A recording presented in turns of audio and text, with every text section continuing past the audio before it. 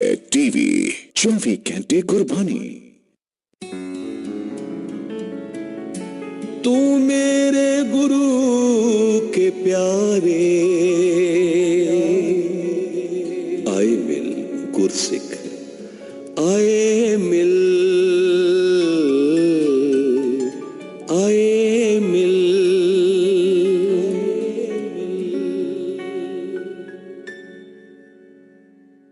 वाहिगुरु जी का खालसा वाहिगुरु जी की फतेह।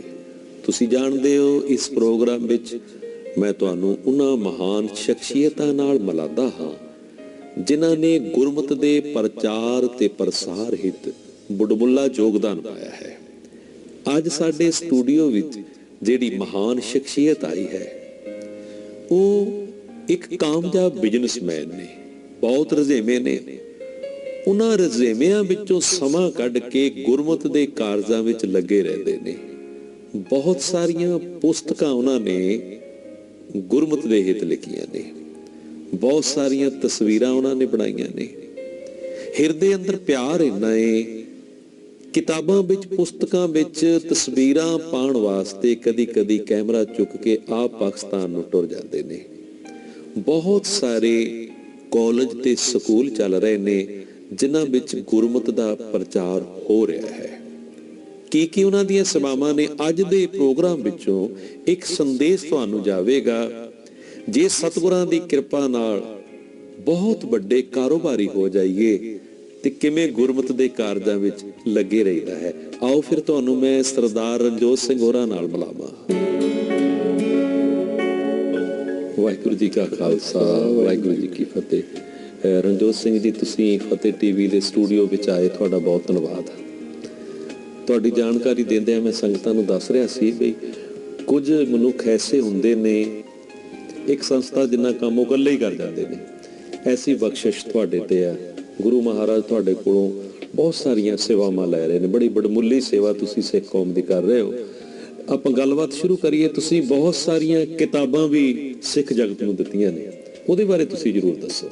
ਮੇਰਾ ਕਿਤਾਬਾਂ ਦਾ ਸਫ਼ਰ ਹੈ ਜਿਹੜਾ ਉਹ ਸ਼ਾਇਦ ਜਿਹੜਾ ਮੈਂ ਕਾਲਜ ਟਾਈਮ ਜਾਂ ਸਕੂਲ ਟਾਈਮ ਵਿੱਚ ਲਿਖਣ ਦੀ ਮੇਰੀ ਰੁਚੀ ਸੀ ਜਾਂ ਪੜ੍ਹਨ ਦੀ ਰੁਚੀ ਸੀ, ਜੀ ਜੀ, ਉਹਦੇ ਤੋਂ ਮੇਰਾ ਆਗਾਜ਼ ਹੋਇਆ, ਕਿਤਾਬਾਂ ਵੱਲ ਰੁਝਾਨ ਹੋਇਆ। ਜੀ ਜੀ। ਅਤੇ ਮੈਂ ਕਾਲਜ ਟਾਈਮ ਤੋਂ ਹੀ ਫੋਟੋਗ੍ਰਾਫੀ ਮੇਰੀ ਇੱਕ ਹੌਬੀ ਰਹੀ ਹੈ। ਜੀ ਜੀ। ਅਤੇ ਜਿਸ ਕਰਕੇ ਮੈਂ ਫੋਟੋਗ੍ਰਾਫੀ ਰਾਹੀਂ ਕੋਈ ਸਬਜੈਕਟ ਚੁਣ ਕੇ ਅਤੇ ਕੁਦਰਤ ਦੇ ਨਾਲ ਜੁੜਨ ਦਾ ਯਤਨ ਕੀਤਾ, ਕਿਉਂਕਿ ਕੁਦਰਤ ਵਿੱਚ ਰੱਬ ਵਸਦਾ ਹੈ। ਜੀ ਜੀ। ਅਤੇ ਜੇ ਅਸੀਂ ਆਪਣੇ ਕੈਮਰੇ ਨੂੰ ਕੁਦਰਤ ਨਾਲ ਜੋੜ ਕੇ, ਅਤੇ ਗੁਰਬਾਣੀ ਵਿੱਚ ਵੀ ਕੁਦਰਤ ਬਾਰੇ ਬਹੁਤ ਵਰਣਨ ਹੈ, ਅਤੇ ਮੇਰੇ ਮਨ 'ਚ ਜ਼ਿਹਨ 'ਚ ਖਿਆਲ ਆਇਆ ਕਿ ਕਿਉਂ ਨਾ ਕੁਦਰਤ ਨੂੰ ਗੁਰਬਾਣੀ ਨਾਲ ਜੋੜ ਕੇ ਕੋਈ ਕਿਤਾਬ ਬਣਾਈ ਜਾਵੇ। ਅਤੇ ਸਭ ਤੋਂ ਪਹਿਲਾਂ ਮੇਰਾ ਯਤਨ ਜਪਜੀ ਸਾਹਿਬ ਪ੍ਰੇਅਰ ਆਫ ਦਾ ਸੋਲ ਕਿਤਾਬ 2010 ਵਿੱਚ ਮੈਂ ਬਣਾਈ, ਜਿਸ ਵਿੱਚ ਜਿਹੜੀ ਫੋਟੋਗ੍ਰਾਫੀ ਦੀ ਕਲਾ ਨੂੰ ਜੀ ਜੀ ਅਤੇ ਜਪਜੀ ਸਾਹਿਬ ਦੇ ਮਹਾਨ ਉਪਦੇਸ਼ ਨੂੰ ਇਕੱਠਾ ਕਰਨ ਦਾ ਯਤਨ ਕੀਤਾ। ਅਤੇ ਉਸ ਵਿੱਚ ਜਿੱਥੇ ਜਪਜੀ ਸਾਹਿਬ ਦਾ ਟਰਾਂਸਲੇਸ਼ਨ ਹੈ ਇੰਗਲਿਸ਼ ਔਰ ਪੰਜਾਬੀ ਵਿੱਚ, ਜੀ ਜੀ, ਉੱਥੇ ਹਰ ਪੌੜੀ ਦੀ ਜਿਹੜੀ ਵਿਆਖਿਆ ਹੈ ਉਹ ਫੋਟੋਗ੍ਰਾਫੀ ਚਿੱਤਰ ਰਾਹੀਂ ਕਰਨ ਦਾ ਯਤਨ ਕੀਤਾ। ਅਤੇ ਉਸ ਨਾਲ ਮੇਰਾ ਮਕਸਦ ਇਹ ਸੀਗਾ ਕਿ ਜਿਹੜੀ ਸਾਡੀ ਗੁਰਬਾਣੀ ਹੈ, ਅਨਮੋਲ ਹੀਰਾ ਹੈ, ਜੀ ਜੀ, ਉਹ ਸਾਡੇ ਯੂਥ ਨਾਲ ਕਿੱਦਾਂ ਕਨੈਕਟ ਹੋਵੇ। ਜੀ ਜੀ ਜੀ। ਕਿਉਂਕਿ ਗੁਰਬਾਣੀ ਬੱਚਿਆਂ ਨੂੰ ਜੇ ਅਸੀਂ ਅਟਰੈਕਟਿਵ ਵੇ ਨਾਲ ਪ੍ਰੈਜ਼ੈਂਟ ਕਰੀਏ, ਕਿਉਂਕਿ ਅੱਜ ਕੱਲ੍ਹ ਦੇ ਮਾਹੌਲ ਵਿੱਚ ਇੰਟਰਨੈਟ ਦਾ ਜ਼ਮਾਨਾ ਹੈ, ਕੰਪਿਊਟਰ ਦਾ ਜ਼ਮਾਨਾ ਹੈ, ਜੀ ਜੀ, ਤੋ ਜੇ ਅਸੀਂ ਉਸ ਤਰ੍ਹਾਂ ਦੀ ਇੱਕ ਬੁੱਕ ਪਬਲਿਸ਼ ਕਰੀਏ ਜਿਹੜੀ ਬੱਚਿਆਂ ਨੂੰ ਅਟਰੈਕਟ ਕਰ ਸਕੇ ਅਤੇ ਉਹ ਅੱਗੇ ਪੜ੍ਹਨ ਦਾ ਯਤਨ ਕਰਨ, ਅਤੇ ਇਹ ਜਪਜੀ ਸਾਹਿਬ ਮੇਰੇ ਵੱਲੋਂ ਇੱਕ ਭੇਟ ਕਿਤਾਬ ਛਪੀ ਸੀਗੀ। ਤੇ ਸਭ ਤੋਂ ਪਹਿਲਾਂ ਤੁਸੀਂ ਜਪਜੀ ਸਾਹਿਬ ਤੇ ਕਿਤਾਬ ਹੀ ਦਿੱਤੀ ਕਿ ਇਸ ਤੋਂ ਪਹਿਲਾਂ ਕੁਝ ਹੋਰ ਵੀ ਲਿਖਿਆ ਸੀ? ਇਸ ਤੋਂ ਪਹਿਲਾਂ ਮੈਂ ਇੱਕ ਕਿਤਾਬ ਕੀਤੀ ਸੀ ਜਿਹਦਾ ਨਾਂ ਸੀ Desk Book of Vision and Wisdom. ਵਾਹ। ਅਤੇ ਉਹਦੇ ਵਿੱਚ ਜਿਹੜੇ ਦਾਰਸ਼ਨਿਕ ਵਿਊਜ਼ ਨੇ ਲੋਕਾਂ ਦੇ, ਜਾਂ ਜਿਨ੍ਹਾਂ ਨੂੰ ਆਪਾਂ ਕੋਟੇਬਲ ਕੋਟਸ ਕਹਿੰਦੇ ਹਾਂ, ਹਾਂਜੀ, ਅਤੇ ਉਹਨਾਂ ਨੂੰ ਮੈਂ ਫੋਟੋਗ੍ਰਾਫੀ ਨਾਲ ਜੋੜ ਕੇ ਇੱਕ ਕਿਤਾਬ, ਇੱਕ ਡੈਸਕ ਬੁੱਕ ਕੈਲੰਡਰ ਟਾਈਪ ਬਣਾਈ ਸੀ, ਜਿਸ ਦੀ ਬੜੀ ਪ੍ਰਸ਼ੰਸਾ ਹੋਈ। ਉਹਦੀਆਂ ਲਗਭਗ 3000 ਕਾਪੀ ਪਬਲਿਸ਼ ਹੋਈਆਂ। ਜੀ ਜੀ। ਅਤੇ ਉਸ ਤੋਂ ਮੈਨੂੰ ਸਾਹ ਮਿਲਿਆ। ਅਤੇ ਜਿਹੜਾ ਜਪਜੀ ਸਾਹਿਬ ਕਿਤਾਬ ਲਿਖਣ ਦਾ ਮੇਰਾ ਮਨ ਬਣਿਆ, ਉਹ ਮੈਂ ਇੱਥੋਂ ਟੋਰਾਂਟੋ ਤੋਂ ਇੱਕ ਫਲਾਈਟ ਤੇ ਜਾ ਰਿਹਾ ਸੀਗਾ ਜੀ ਤੇ ਮੇਰੇ ਜਿਹੜਾ ਨਾਲ ਪੈਸੇਂਜਰ ਬੈਠਾ ਸੀ ਉਹਦੇ ਹੱਥ ਵਿੱਚ ਇੱਕ ਕਿਤਾਬ ਸੀਗੀ ਤੇ ਉਹ ਬੜੀ ਖੂਬਸੂਰਤ ਛਪੀ ਹੋਈ ਸੀ। ਹਾਂਜੀ ਤੇ ਜਦੋਂ ਉਹ ਆਪਣੀ ਕਿਤਾਬ ਪੜ੍ਹ ਕੇ ਮੈਂ ਉਹਨੂੰ ਰਿਕੁਐਸਟ ਕੀਤੀ ਕਿ ਮੈਂ ਤੇਰੀ ਬੁੱਕ ਦੇਖਣੀ ਚਾਹੁੰਦਾ ਜੀ ਜੀ ਤੇ ਇਹ ਉਹਦਾ ਜਿਹੜਾ ਧਰਮ ਹੈ ਉਸ ਦੀ ਧਾਰਮਿਕ ਪੁਸਤਕ ਸੀ। ਬਹਾਈ ਧਰਮ ਦੇ ਵਿੱਚ ਉਹ ਬਿਲੀਵ ਕਰਦਾ ਸੀ ਜੀ ਜੀ ਤੇ ਜਦ ਮੈਂ ਕਿਤਾਬ ਦੀ ਪ੍ਰਿੰਟਿੰਗ ਔਰ ਪਬਲਿਸ਼ਿੰਗ ਦੇਖੀ ਤਾਂ ਮੈਂ ਕਿਹਾ ਸਾਡੇ ਸਿੱਖ ਐਡਾ ਵਿਰਾਸਤ ਹੈ ਸਾਡੀ ਬਿਲਕੁਲ ਔਰ ਸਿੱਖ ਜਿਹੜਾ ਸ਼ਬਦ ਗੁਰੂ ਨੂੰ ਮੰਨਦਾ ਹੈ ਜੀ ਜੀ ਤੇ ਸਾਡੀ ਵੀ ਇੱਕ ਜਿਹੜੀ ਫੋਰਮੋਸਟ ਪ੍ਰੇਅਰ ਹੈ ਸਿੱਖਾਂ ਦੀ ਉਹ ਜਪਜੀ ਸਾਹਿਬ ਹੈ। ਇਹ ਮਹਾਰਾਜ ਨੇ ਤੁਹਾਡੇ ਕੋਲੋਂ ਬਹੁਤ ਵੱਡੀ ਸੇਵਾ ਲਈ ਤੇ ਜਪਜੀ ਸਾਹਿਬ ਇੱਕਦਮ ਜ਼ਿਹਨ ਚ ਆਇਆ। ਪਹਿਲਾਂ ਤਾਂ ਮੈਂ ਸੋਚਿਆ ਕਿ ਮੈਂ ਇਸ ਲਾਈਨ ਵਿੱਚ ਫੋਟੋਗ੍ਰਾਫੀ 'ਚ ਤਾਂ ਮਹਾਰਤ ਹਾਸਲ ਜੀ ਹੈ, ਕਈ ਸਾਲਾਂ ਤੋਂ 25 ਸਾਲਾਂ ਤੋਂ ਮੈਂ ਕਰ ਰਿਹਾ ਜੀ, ਪਰ ਲਿਖਣ ਦਾ ਜਿਹੜਾ ਕਾਰਜ ਹੈ ਉਹ ਪ੍ਰਮਾਤਮਾ ਨੇ ਆਪ ਕਰਵਾਇਆ। ਮੈਂ ਦੇਖਿਆ ਤੁਹਾਡੀਆਂ ਪੁਸਤਕਾਂ ਵਿੱਚ ਅੰਦਰ ਲੇਖਣੀ 'ਚ ਬਾਹਰ ਰੈਪਰਾਂ 'ਚ ਉਹਦਾ ਜੋ ਕੁਦਰਤ ਨੂੰ ਤੁਸੀਂ ਦਰਸਾਉਣ ਦਾ ਯਤਨ ਕੀਤਾ ਤੇ ਇਹ ਜਿਹੜੀਆਂ ਪੁਸਤਕਾਂ ਨੇ ਇਹਦਾ ਜਿਹੜਾ ਰੈਪਰ ਬਣਦਾ ਆ ਉਹਦਾ ਡਿਜ਼ਾਈਨ ਵਗੈਰਾ ਤੁਸੀਂ ਉਹ ਸਾਰਾ ਆਪ ਕਰਦੇ ਹੋ? ਹਾਂਜੀ, ਡਿਜ਼ਾਈਨ ਵਰਕ ਸਾਰਾ ਮੇਰਾ ਆਪਣਾ ਹੀ ਹੁੰਦਾ, ਤੁਹਾਡਾ ਆਪਣਾ ਹੀ ਖਿਆਲ ਹੁੰਦਾ? ਆਪਣਾ ਹੀ ਖਿਆਲ ਹੁੰਦਾ ਤੇ ਉਹਦਾ ਕਾਰਨ ਇਹ ਹੈ ਕਿ ਜਿਹੜਾ ਮੇਰਾ ਆਪਣਾ ਪਿਛੋਕੜ ਹੈ ਹਾਂਜੀ ਹਾਂਜੀ ਉਹ ਵਿਰਸਾ ਹੈ ਉਹ ਵੀ ਸ਼ਾਇਦ ਇਸ ਵਿੱਚ ਸਹਾਈ ਹੁੰਦਾ ਹੋਵੇਗਾ ਕਿਉਂਕਿ ਉਹ ਇੱਕ ਅੰਦਰਲੇ ਖਿਆਲ ਹੀ ਹੁੰਦੇ ਜਿਹੜੇ ਉਹ ਕਾਗਜ਼ ਦੇ ਉੱਤੇ ਉਤਰ ਜਾਂਦੇ। ਜੀ ਜੀ ਹਾਂਜੀ। ਤੇ ਉਹਦੇ ਵਿੱਚ ਇਸ ਤਰ੍ਹਾਂ ਕਿ ਜਿਹੜੀ ਫੋਟੋਗ੍ਰਾਫੀ ਹੈ ਇਹ ਇੱਕ ਹੁਣ ਕਲਾ ਦਾ ਦਰਜਾ ਹਾਸਲ ਹੋ ਚੁੱਕਾ ਹੈ। ਬਿਲਕੁਲ। ਔਰ ਜਦੋਂ ਮੈਂ ਫੋਟੋਗ੍ਰਾਫੀ ਸ਼ੁਰੂ ਕੀਤੀ ਹੈ 1982 ਵਿੱਚ, ਉਸ ਵੇਲੇ ਫੋਟੋਗ੍ਰਾਫੀ ਇੱਕ ਮਹਿੰਗਾ ਸ਼ੌਂਕ ਮੰਨਿਆ ਜਾਂਦਾ ਸੀ। ਜੀ ਜੀ। ਪਰ ਹੌਲੀ ਹੌਲੀ ਇਹਦੀ ਜਿਹੜੀ ਇੰਪੋਰਟੈਂਸ ਹੈ ਐਜ਼ ਆਰਟ ਫਾਰਮ ਹੋਣੀ ਸ਼ੁਰੂ ਹੋਈ ਤੇ ਤਕਰੀਬਨ ਸਨ 2001 ਤੋਂ ਮੈਂ ਫੋਟੋਗ੍ਰਾਫੀ ਦੀਆਂ ਐਗਜ਼ੀਬਿਸ਼ਨਸ ਕਰ ਰਿਹਾ ਤੇ ਅਸੀਂ ਦ੍ਰਿਸ਼ਟੀਕੋਣ ਸੀਰੀਜ਼ ਵਿੱਚ ਮੈਂ ਤੇ ਮੇਰੇ ਮਿੱਤਰ ਤੇਜ ਪ੍ਰਤਾਪ ਸਿੰਘ ਸੰਧੂ ਸਟੂਡੀਓ ਵਾਲੇ ਅਸੀਂ ਦੋਨਾਂ ਨੇ ਮਿਲ ਕੇ ਲਗਭਗ 11 ਐਗਜ਼ੀਬਿਸ਼ਨਸ ਪੰਜਾਬ ਔਰ ਪੰਜਾਬ ਤੋਂ ਬਾਹਰ ਦਿੱਲੀ ਵਗੈਰਾ ਕੀਤੀਆਂ ਨੇ। ਤੇ ਉਹ ਐਗਜ਼ੀਬਿਸ਼ਨ ਦਾ ਹੀ ਨਤੀਜਾ ਹੈ ਕਿ ਅਸੀਂ ਗੁਰਮਤ ਸਾਹਿਤ ਵਿੱਚ ਜਿਹੜੀ ਕਦਮ ਰੱਖਿਆ ਔਰ ਉਸੇ ਸੰਦਰਭ ਵਿੱਚ ਜਿਹੜੀ ਜਪਜੀ ਸਾਹਿਬ ਦੀ ਕਿਤਾਬ ਜਿਸ ਦਾ ਨਾਮ ਹੈ ਪ੍ਰੇਅਰ ਆਫ ਦਾ ਸੋਲ ਰੱਖਿਆ। ਮੈਂ ਤੁਹਾਡੀ ਹੋਰ ਵੀ ਪੁਸਤਕਾਂ ਦੇਖੀਆਂ, ਉਹਨਾਂ ਦੇ ਰੈਪਰਾਂ ਤੋਂ ਉਹ ਮਨ ਨੂੰ ਖਿੱਚ ਪੈਂਦੀ ਵੀ ਇਹਦਾ ਅਗਲਾ ਪੰਨਾ ਫੋਲੀਏ ਵੀ ਇਹਦੇ ਵਿੱਚ ਕੁਝ ਹੋਊਗਾ। ਕਈ ਵਾਰੀ ਐਸਾ ਹੁੰਦਾ ਵੀ ਉਹ ਜਿਹੜਾ ਰੈਪਰ ਹੁੰਦਾ ਕਿਤਾਬ ਦਾ ਉਹ ਅਪੀਲ ਨਹੀਂ ਕਰਦਾ ਵੀ ਅੰਦਰ ਬਹੁਤ ਕੁਝ ਹੋਏਗਾ, ਪਰ ਤੁਹਾਡੇ ਜਿਹੜੇ ਰੈਪਰ ਨੇ ਤੁਹਾਡੀ ਜਿਹੜੀ ਸੋਚ ਹੈ, ਕਿਉਂਕਿ ਤੁਸੀਂ ਆਪ ਚੰਗਾ ਜੋ ਤਸਵੀਰ ਬਣਾ ਸਕਦੇ ਹੋ ਜੋ ਕਿਤਾਬ ਦੇ ਵਿੱਚ ਹੈ ਉਹਨੂੰ ਅਪੀਲ ਕਰਦਾ ਵੀ ਇਹਨੂੰ ਪੰਨਿਆਂ ਨੂੰ ਫੋਲੋ, ਅੰਦਰ ਕੁਝ ਹੈਗਾ। ਇਹ ਤੁਹਾਡੇ ਤੇ ਕੁਦਰਤ ਦੀ ਇਹ ਵਿਸ਼ੇਸ਼ ਬਖਸ਼ਿਸ਼ ਹੈ, ਜਿੱਥੇ ਤੁਸੀਂ ਅੱਛੇ ਲਿਖਾਰੀ ਹੋ, ਸੋਹਣਾ ਲਿਖਦੇ ਹੋ, ਉੱਥੇ ਤੁਹਾਡੇ ਕੋਲ ਇਹ ਜਿਹੜਾ ਆਰਟ ਹੈ ਇੱਕ ਵੱਖਰਾ ਤਸਵੀਰ ਨੂੰ ਪੇਸ਼ ਕਰ ਦੇਣਾ, ਇਹ ਗੁਰੂ ਸਾਹਿਬ ਦੀ ਕਿਰਪਾ ਹੈ। ਬਿਲਕੁਲ ਜੀ, ਪਰਮਾਤਮਾ ਦੀ ਕਿਰਪਾ ਤੋਂ ਬਗੈਰ ਤਾਂ ਕੁਝ ਨਹੀਂ ਹੋ ਸਕਦਾ। ਬਿਲਕੁਲ ਬਿਲਕੁਲ। ਪਰ ਜਿਵੇਂ ਮੈਂ ਗੱਲ ਕਰ ਰਿਹਾ ਸੀਗਾ ਕਿ ਫਰਸਟ ਇੰਪ੍ਰੈਸ਼ਨ ਜਿਹੜਾ ਹੁੰਦਾ ਉਹ ਕਿਤਾਬ ਦਾ ਉਹਦਾ ਕਵਰ ਹੀ ਹੁੰਦਾ, ਕਵਰ ਹੁੰਦਾ। ਜਿੱਦਾਂ ਕਹਿੰਦੇ ਵੀ ਘਰ ਦੇ ਭਾਗ ਡਿਉੜੀ ਤੋਂ ਪਤਾ ਲੱਗਦੇ ਆ, ਉਸੇ ਤਰ੍ਹਾਂ ਜਿਹੜੀ ਕਿਤਾਬ ਹੈ ਜੇ ਉਹ ਬੁੱਕ ਸਟੋਰ ਦੇ ਵਿੱਚ ਪਈ ਹੈ ਉਹਦਾ ਕਵਰ ਅੱਛਾ ਹੈ ਤਾਂ ਉਹ ਬੜਾ ਪਾਠਕਾਂ ਨੂੰ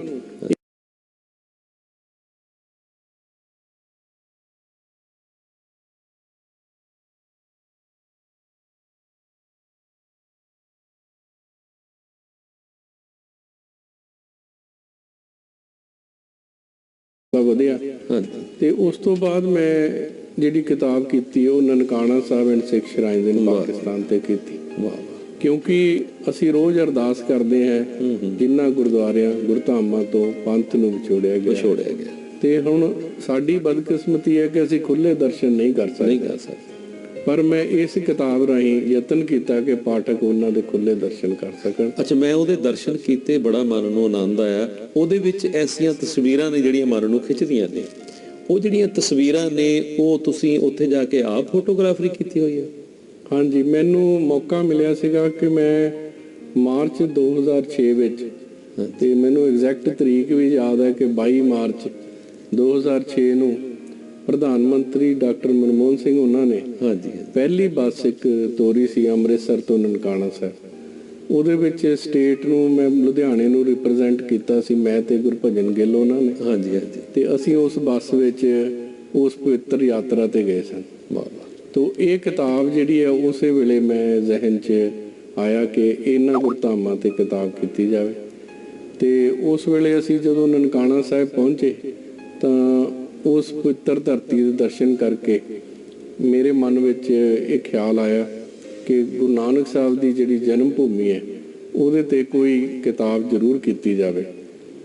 ਪਰ ਉਹਦੇ ਵਿੱਚ ਮੈਨੂੰ 4-5 ਸਾਲ ਦਾ ਸਮਾਂ ਲੱਗ ਗਿਆ ਜੀ ਜੀ, ਕਿਉਂਕਿ ਉਸ ਜਗ੍ਹਾ ਦਾ ਮਟੀਰੀਅਲ ਜਾਂ ਉਸ ਜਗ੍ਹਾ ਬਾਰੇ ਬਹੁਤੀ ਜਾਣਕਾਰੀ ਨਹੀਂ ਸੀ ਔਰ ਮੈਨੂੰ ਇਕੱਤਰ ਕਰਨ ਵਿੱਚ ਕਈ ਵਾਰੀ ਇਸ ਖੋਜ ਵਿੱਚ ਜਾਂ ਲਾਹੌਰ ਨਾਲ ਸੰਪਰਕ ਕਰਨਾ ਪਿਆ ਜਾਂ ਇੰਗਲੈਂਡ ਔਰ ਅਮਰੀਕਾ ਨਾਲ ਕੁਝ ਬੰਦਿਆਂ ਨਾਲ ਸੰਪਰਕ ਕਰਨਾ ਪਿਆ ਤਾਂ ਕਿ ਮੈਂ ਜਿਹੜੀ ਕਿਤਾਬ ਬਣਾਵਾਂ ਉਹਦੇ ਵਿੱਚ ਇੱਕ ਤਾਂ ਤੱਥ ਸਹੀ ਹੋਣ, ਇੱਕ ਉਹਦੇ ਵਿੱਚ ਸਚਿੱਤਰ ਜਿਹੜੀ ਖਾਸ ਗੱਲ ਹੈ ਕਿ ਉਹਦੇ ਵਿੱਚ ਫੋਟੋਗ੍ਰਾਫੀ ਰਾਹੀਂ ਸਾਰੇ ਗੁਰਦੁਆਰੇ ਜਿਹੜੇ ਕਿ ਇਸ ਵੇਲੇ ਉੱਥੇ ਹੈਗੇ ਨੇ ਉਹਨਾਂ ਦੇ ਚਿੱਤਰ ਰਾਹੀਂ ਮੈਂ ਇਤਿਹਾਸ ਦੱਸ ਸਕਾਂ। ਅੱਛਾ, ਜਦੋਂ ਤੁਸੀਂ ਉਸ ਧਰਤੀ ਤੇ ਗਏ ਤੁਹਾਡੇ ਮਨ ਵਿੱਚ ਖਿਆਲ ਹੋਵੇਗਾ ਵੀ ਅਸੀਂ ਗੁਰੂ ਸਾਹਿਬ ਦੇ ਅਸਥਾਨ ਤੇ ਜਾਣਾ, ਜਨਮ ਅਸਥਾਨ ਤੇ ਜਾਣਾ, ਕਿੱਥੇ ਫਸਲਾਂ ਹਰੀਆਂ ਕੀਤੀਆਂ ਜਾਣਾ, ਵੀ ਉੱਥੇ ਸੋਹਣੇ ਅਸਥਾਨ ਹੋਣਗੇ। ਜਦ ਤੁਸੀਂ ਤਸਵੀਰਾਂ ਖਿੱਚ ਰਹੇ ਸੀ, ਉਹ ਸਭ ਕੁਝ ਦੇਖ ਰਹੇ ਸੀ, ਤੁਹਾਨੂੰ ਕਿਸ ਤਰ੍ਹਾਂ ਮਹਿਸੂਸ ਹੋ ਰਿਹਾ ਸੀ? ਪਹਿਲੀ ਗੱਲ ਤਾਂ ਇਹ ਹੈ ਕਿ ਜਦੋਂ ਅਸੀਂ ਗਏ ਆ ਉਦੋਂ ਸਾਡਾ ਸਿਰਫ 30 ਜਾਣਿਆਂ ਦਾ ਜਥਾ ਸੀ। ਜੀ ਜੀ। ਔਰ ਅਸੀਂ ਜਿਵੇਂ ਗੁਰਪੁਰਬ ਮੌਕੇ ਤੇ ਜਥੇ ਜਾਂਦੇ ਆ ਉਸ ਤੋਂ ਹਟ ਕੇ ਗਏ ਸੀ। ਜੀ ਜੀ। ਤੇ ਉੱਥੇ ਸਿਰਫ ਅਸੀਂ ਹੀ ਸੀਗੇ। ਅੱਛਾ।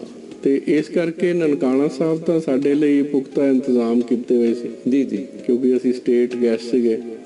ਇੱਕ ਰਾਤ ਅਸੀਂ ਉੱਥੇ ਨਨਕਾਣਾ ਸਾਹਿਬ ਵਿਖੇ ਬਿਤਾਈ ਔਰ ਸ਼ਾਮ ਨੂੰ ਸੋਧਰ ਦੀ ਚੌਂਕੀ ਭਰੀ ਤੇ ਸਵੇਰ ਵੇਲੇ ਨਿਤਨੇਮ ਵਿੱਚ ਹਾਜ਼ਰੀ ਲਵਾਈ ਤੇ ਮਨ ਉਸ ਜਗ੍ਹਾ ਤੇ ਜਾ ਕੇ ਬੜਾ ਸ਼ਾਂਤ ਔਰ ਮਹਿਸੂਸ ਕੀਤਾ। ਜਿਹੜਾ ਸਾਡਾ ਗਰੁੱਪ ਸੀਗਾ ਉਹ ਤਾਂ ਇੰਡੀਆ ਵਾਪਸ ਆ ਗਿਆ ਸੀ। ਜੀ ਜੀ।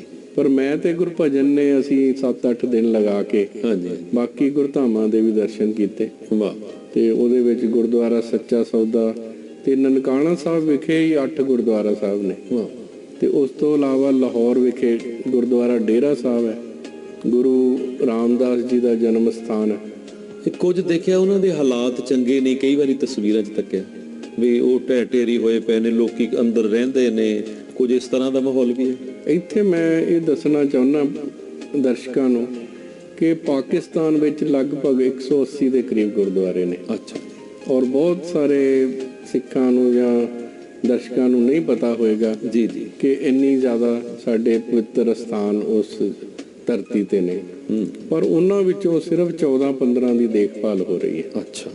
ਕਿਉਂਕਿ ਬਾਕੀ ਸਥਾਨ ਜਿਹੜੇ ਨੇ ਉਹ ਪਿੰਡਾਂ ਵਿੱਚ ਨੇ ਜਾਂ ਦੂਰ ਦਰਾਡੇ ਨੇ। ਤੇ ਉੱਥੇ ਜਿਹੜਾ ਪਾਕਿਸਤਾਨ ਗੁਰਦੁਆਰਾ ਪ੍ਰਬੰਧਕ ਕਮੇਟੀ ਬਣੀ ਹੋਈ ਹੈ ਉਹ ਜਿਹੜੀ ਹੈ ਸਰਕਾਰ ਹੀ ਚਲਾ ਰਹੀ ਹੈ। ਅੱਛਾ। ਉਹਦਾ ਵਕਫ ਬੋਰਡ ਬਣਿਆ ਹੈ ਤੇ ਉਹ ਵਕਫ ਬੋਰਡ ਉਹਨਾਂ ਦੀ ਸੇਵਾ ਸੰਭਾਲ ਜਿੰਨੀ ਕੁ ਕਰ ਸਕਦਾ ਕਰ ਰਿਹਾ ਹੈ। ਜੀ ਜੀ। ਪਰ ਕਿਉਂਕਿ ਸੰਗਤ ਨਾ ਹੋਣ ਕਰਕੇ ਉਹਨਾਂ ਗੁਰਦੁਆਰਿਆਂ ਦੀ ਹਾਲਤ ਤਰਸਯੋਗ ਹੀ ਹੈ।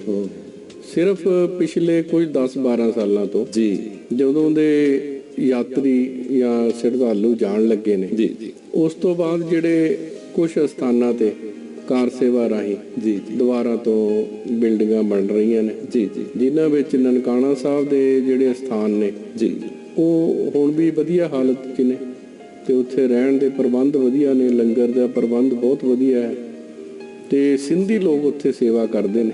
ਅੱਛਾ ਜੀ। ਤੇ ਇਸੇ ਤਰ੍ਹਾਂ ਡੇਰਾ ਸਾਹਿਬ ਵਿਖੇ ਵੀ ਪ੍ਰਬੰਧ ਔਰ ਮੈਂ ਇਹ ਦੱਸਣਾ ਚਾਹਾਂਗਾ ਕਿ ਤਕਰੀਬਨ 8 ਗੁਰਦੁਆਰਿਆਂ ਵਿੱਚ ਰੋਜ਼ ਦਾ ਗੁਰੂ ਗ੍ਰੰਥ ਸਾਹਿਬ ਦਾ ਪ੍ਰਕਾਸ਼ ਹੁੰਦਾ ਹੈ, ਸਿਰਫ 8 ਸਥਾਨਾਂ। ਅੱਛਾ। ਤੇ ਉਹਨਾਂ ਵਿੱਚ ਜਿਵੇਂ ਪੰਜਾ ਸਾਹਿਬ ਹੋ ਗਿਆ ਜੀ, ਹਾਂਜੀ, ਸੱਚਾ ਸੌਦਾ ਗੁਰਦੁਆਰਾ ਉੱਥੇ ਹੋ ਗਿਆ, ਨਨਕਾਣਾ ਸਾਹਿਬ ਤੇ ਡੇਰਾ ਸਾਹਿਬ ਤੇ ਕਰਤਾਰਪੁਰ, ਇਸ ਤਰ੍ਹਾਂ ਕੁਝ ਸਥਾਨਾਂ ਤੇ ਗੁਰੂ ਗ੍ਰੰਥ ਸਾਹਿਬ। ਔਰ ਵੱਡੀ ਗੱਲ ਇਹ ਕਿ ਪਾਕਿਸਤਾਨ ਵਿੱਚ ਸਿੱਖਾਂ ਦੀ ਆਬਾਦੀ ਬੜੀ ਘੱਟ ਹੈ ਤੇ ਲਗਭਗ 15,000 ਸਿੱਖ ਹੈ ਪੂਰੇ ਪਾਕਿਸਤਾਨ ਵਿੱਚ, ਜਿਸ ਵਿੱਚ ਬਹੁਤੇ ਨਨਕਾਣਾ ਸਾਹਿਬ ਜਾਂ ਪੰਜਾ ਸਾਹਿਬ ਰਹਿੰਦੇ ਨੇ ਤੇ ਮੁਸਲਮਾਨ ਵੀ ਗੁਰਦੁਆਰੇ ਆਉਂਦੇ ਨੇ, ਹਿੰਦੂ ਜਾਂ ਮੁਸਲਮਾਨ। ਹਾਂਜੀ, ਇਹੀ ਮੈਂ ਦੱਸਣਾ ਚਾਹੁੰਦਾ ਕਿ ਉੱਥੇ ਗੁਰੂ ਨਾਨਕ ਦੇਵ ਜੀ ਦੀ ਬੜੀ ਮਹਾਨਤਾ ਹੈ ਜੀ ਜੀ। ਤੇ ਉਸ ਅਸਥਾਨ ਤੇ ਉਸ ਨੂੰ ਜਨਮ ਅਸਥਾਨ ਬਾਬਾ ਨਾਨਕ ਕਹਿੰਦੇ ਨੇ। ਅੱਛਾ ਜੀ। ਤੇ ਉੱਥੇ ਜੇ 100 ਬੰਦਾ ਮੱਥਾ ਟੇਕਣ ਆਇਆ ਤਾਂ 80 ਮੁਸਲਮਾਨ। ਵਾਹ। ਤੇ ਉਹ ਸਰਬ ਸਾਂਝੀਵਾਲਤਾ ਦਾ ਸੰਦੇਸ਼ ਦਿੰਦਾ। ਮੈਂ ਆਪ ਉੱਥੇ ਰਾਤ ਰਹਿ ਕੇ ਔਰ ਅਗਲਾ ਦਿਨ ਪੂਰਾ ਬਿਤਾ ਕੇ ਇਹ ਮਹਿਸੂਸ ਕੀਤਾ। ਔਰ ਉੱਥੇ ਜਿਹੜੇ ਵਕਫ ਬੋਰਡ ਦੇ ਮੁਲਾਜ਼ਮ ਨੇ ਉਹ ਵੀ ਬਹੁਤੇ ਮੁਸਲਮਾਨ ਜਾਂ ਈਸਾਈ ਮੁਸਲਮਾਨ ਨੇ, ਠੀਕ ਹੈ, ਪਰ ਉਹ ਪੂਰੀ ਸੇਵਾ ਕਰਦੇ ਨੇ। ਤੇ ਜਿਹੜੇ ਮੇਰੇ ਕਿਤਾਬ ਲਿਖਣ ਦਾ ਮਕਸਦ ਵੀ ਇਹੀ ਸੀਗਾ ਕਿ ਉਹਨਾਂ ਗੁਰਦੁਆਰਿਆਂ ਦੀ ਮੌਜੂਦਾ ਹਾਲਾਤ ਪਾਠਕਾਂ ਤੱਕ ਪਹੁੰਚਾਵਾਂ। ਤੇ ਇੱਕ ਵਾਰੀ ਮੈਂ ਚਾਹੁੰਦਾ ਵੀ ਜੋ ਤੁਸੀਂ ਉਹਦੇ ਵਿੱਚ ਤਸਵੀਰਾਂ ਦਿਖਾਈਆਂ ਉਹ ਆਪਾਂ ਸੰਗਤਾਂ ਨੂੰ ਦਿਖਾ ਦਈਏ ਵੀ ਸੰਗਤਾਂ ਉਹਦਾ ਆਨੰਦ ਲੈ ਸਕਣ। ਜੋ ਸਰਦਾਰ ਰਣਜੋਤ ਸਿੰਘ ਹੁਣਾਂ ਨੇ ਉੱਥੇ ਤਸਵੀਰਾਂ ਖਿੱਚੀਆਂ ਨੇ ਉਹ ਤੁਸੀਂ ਜ਼ਰੂਰ ਦੇਖੋ।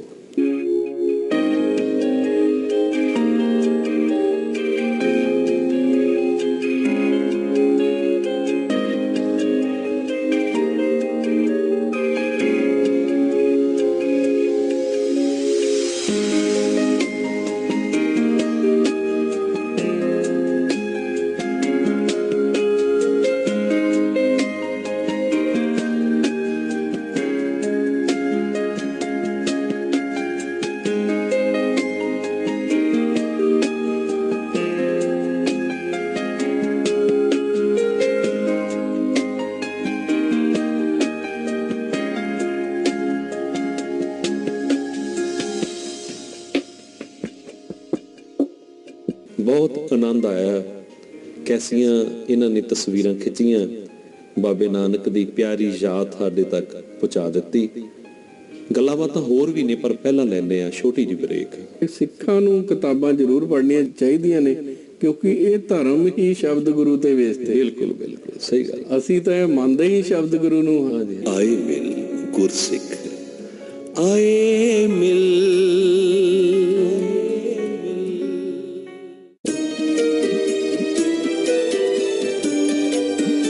ਮਨ ਦੀ ਫਤਿਹ,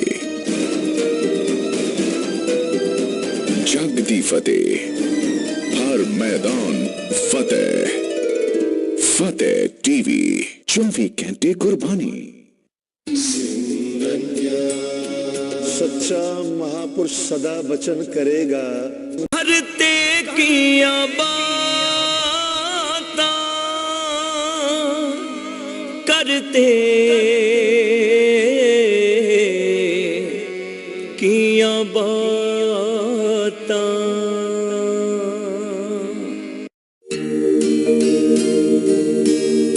जिथा जाए बई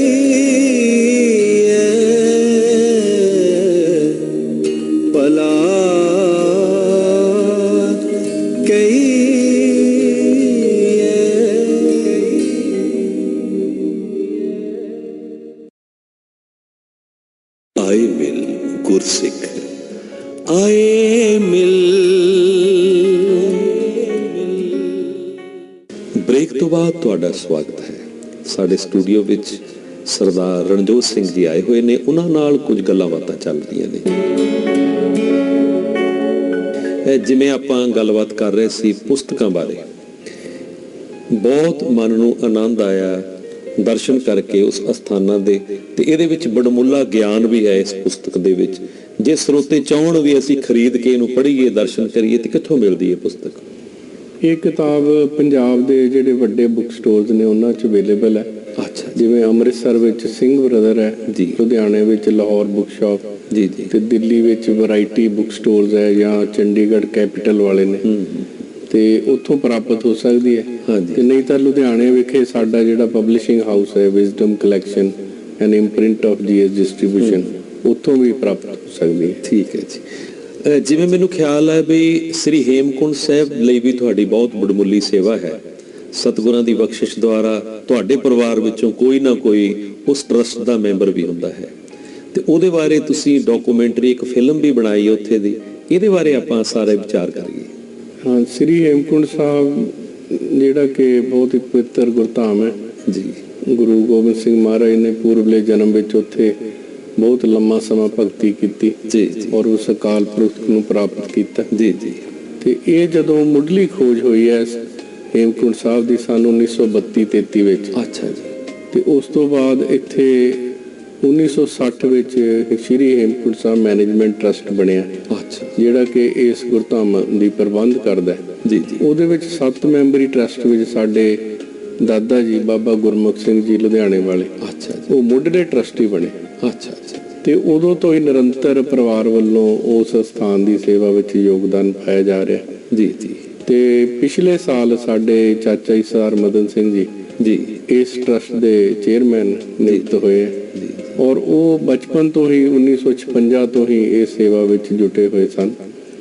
ਤੇ ਉਸ ਸਥਾਨਾਂ ਵਿੱਚ ਮੈਂ ਵੀ ਕਈ ਵਾਰ ਉੱਥੇ ਦਰਸ਼ਨ ਕਰਨ ਦਾ ਮੌਕਾ ਮਿਲਿਆ, ਕਿਉਂਕਿ ਉੱਥੇ ਮੇਰੇ ਹਿਸਾਬ ਨਾਲ ਕੁਦਰਤ ਵਿੱਚ ਰੱਬ ਵਸਦਾ, ਜਿਵੇਂ ਮੈਂ ਪਹਿਲਾਂ ਵੀ ਕਿਹਾ ਜੀ ਜੀ ਤੇ ਸ਼ਾਇਦ ਉਸ ਸਥਾਨ ਤੇ ਜਾ ਕੇ ਬੰਦੇ ਨੂੰ ਰੱਬ ਵੀ ਜ਼ਿਆਦਾ ਯਾਦ ਆਉਂਦਾ, ਕਿਉਂਕਿ ਉਸ ਸਥਾਨ ਦਾ ਜਿਹੜਾ ਕੁਦਰਤੀ ਵਾਤਾਵਰਨ ਹੈ ਜੀ ਜੀ ਉਹ ਆਪਣੇ ਵੱਲ ਬੰਦੇ ਨੂੰ ਆਕਰਸ਼ਿਤ ਕਰਦਾ। ਤੇ ਸੋਢੀ ਸਾਹਿਬ ਤੁਸੀਂ ਵੀ ਕਈ ਵਾਰ ਉੱਥੇ ਦਰਸ਼ਨ ਕੀਤੇ ਆ, ਤੇ ਉਸ ਸਥਾਨ ਤੇ ਬੰਦਾ ਜਾ ਕੇ ਦਿਨ ਤਰੀਕ ਭੁੱਲ ਜਾਂਦਾ ਔਰ ਸਿਰਫ ਪ੍ਰਭੂ ਦਾ ਨਾਮ ਤੇ ਵਾਹਿਗੁਰੂ ਸ਼ਬਦ ਹੀ ਯਾਦ ਰਹਿੰਦਾ।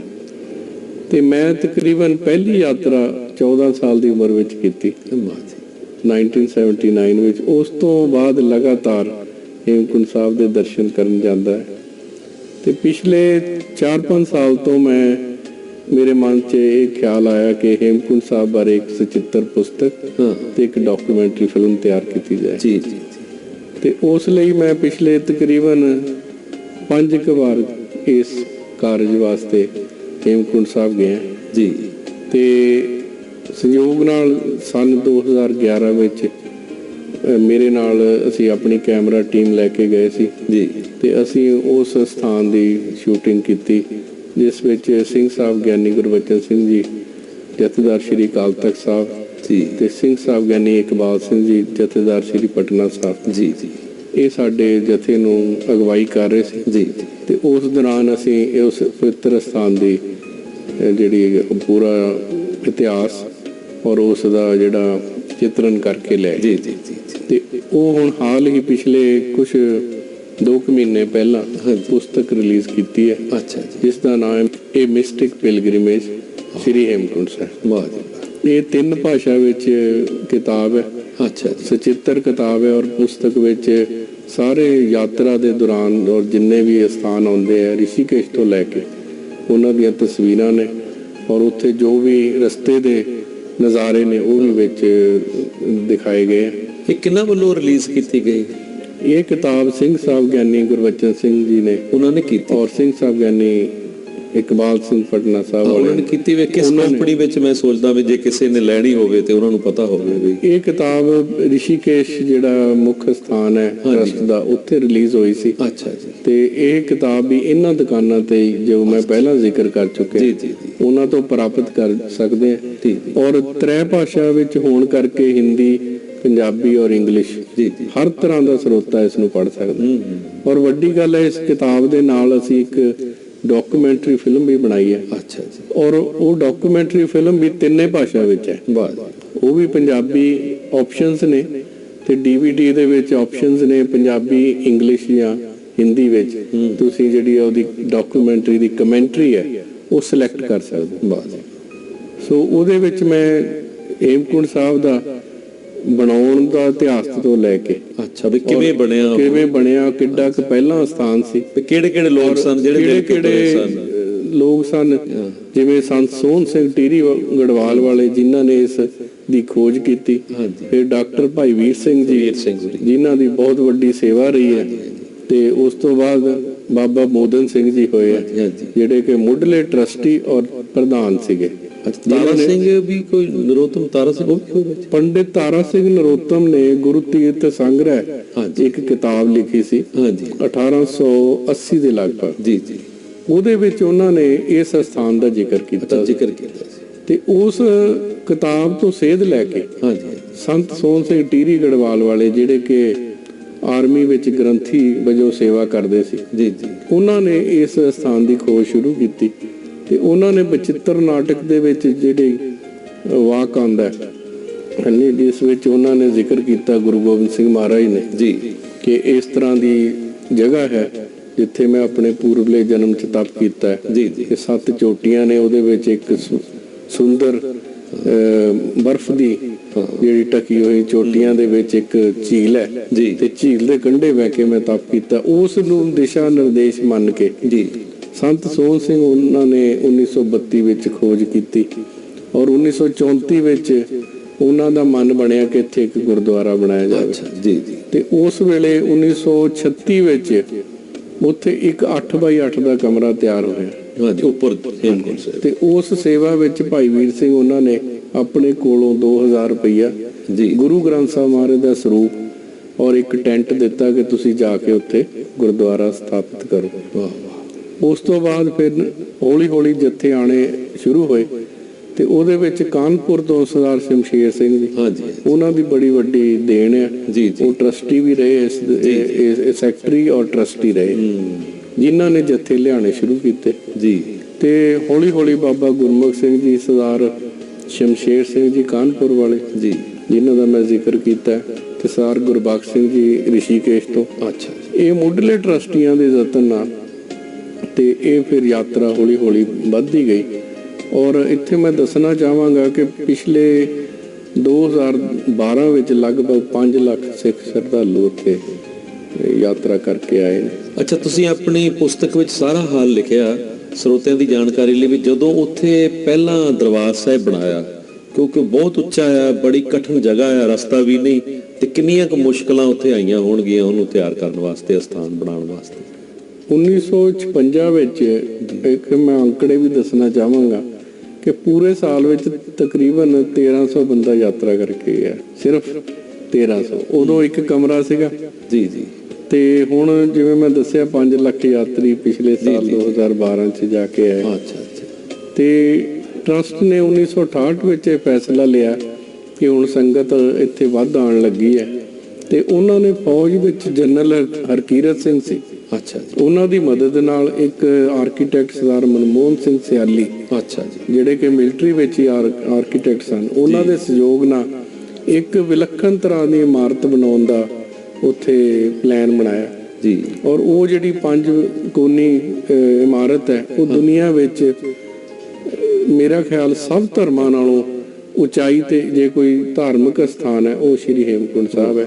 15,200 ਫੁੱਟ ਤੇ ਹਾਂਜੀ ਗੁਰੂ ਗ੍ਰੰਥ ਸਾਹਿਬ ਦਾ ਪ੍ਰਕਾਸ਼ ਹੋਣਾ ਔਰ ਇਹੀ ਵੱਡੀ ਮਹਾਨਤਾ ਹੈ ਉਸ ਸਥਾਨ ਦੀ ਕਿ ਉੱਥੇ ਜਿੱਥੇ ਲੱਖਾਂ ਸ਼ਰਧਾਲੂ ਨਤਮਸਤਕ ਹੋਣ ਜਾਂਦੇ ਆ ਉੱਥੇ ਸਾਡਾ ਗੁਰੂ ਤੇ ਪ੍ਰਤੀ ਵਿਸ਼ਵਾਸ ਵੀ ਵੱਧਦਾ ਹੈ। ਬਿਲਕੁਲ ਬਿਲਕੁਲ ਸਹੀ। ਤੇ ਅਸੀਂ ਸਿੱਖੀ ਵਿੱਚ ਔਰ ਆਪਣੇ ਅਸੂਲਾਂ ਵਿੱਚ ਹੋਰ ਪੱਕੇ ਹੋ ਜਾਂਦੇ ਆ ਜਦੋਂ ਅਸੀਂ ਇਸ ਯਾਤਰਾ ਤੇ ਜਾਂਦੇ ਆ ਕਿਉਂਕਿ ਉੱਥੇ ਸਾਰੇ ਰਸਤੇ ਵਿੱਚ ਘੱਟੋ ਘੱਟ 3 ਦਿਨ ਤਾਂ ਬੰਦਾ ਸਤਨਾਮ ਵਾਹਿਗੁਰੂ ਤੋਂ ਇਲਾਵਾ ਕੋਈ ਹੋਰ ਜਾਪ ਨਹੀਂ ਕਰਦਾ ਤੇ ਇਸ ਵਿੱਚ ਬਣਾਉਣ ਵਿੱਚ ਬੜੀਆਂ ਕਠਿਨਾਈਆਂ ਆਈਆਂ ਤੇ ਜਦੋਂ ਇਹ ਇਮਾਰਤ ਬਣ ਰਹੀ ਸੀ ਜੀ ਤੇ ਉੱਥੇ ਸਾਡੇ ਚਾਚਾ ਜੀ ਸਰ ਮਦਨ ਸਿੰਘ ਉਹਨਾਂ ਨੇ 2-2 3-3 ਮਹੀਨੇ ਉੱਪਰ ਰਹਿ ਕੇ ਵੈਲਡਿੰਗ ਕਰਨੀ ਔਰ ਉੱਥੇ ਸਮਾਨ ਪਹੁੰਚਾਉਣਾ ਵੀ ਬਹੁਤ ਵੱਡਾ ਉੱਪਰ ਰਹਿਣਾ ਵੀ ਆਕਸੀਜਨ ਕਹਿੰਦੇ ਖਤਮ ਹੋ ਜਾਂਦੀ ਹੈ। ਹਾਂਜੀ ਤੇ ਜਦੋਂ ਮੈਂ ਡਾਕੂਮੈਂਟਰੀ ਕਰ ਰਿਹਾ ਸੀ ਤਾਂ ਬੁੱਕ ਦਾ ਕੰਮ ਕਰ ਰਿਹਾ ਸੀ ਤੇ 2-3 ਵਾਰ ਮੈਂ ਵੀ ਉੱਪਰ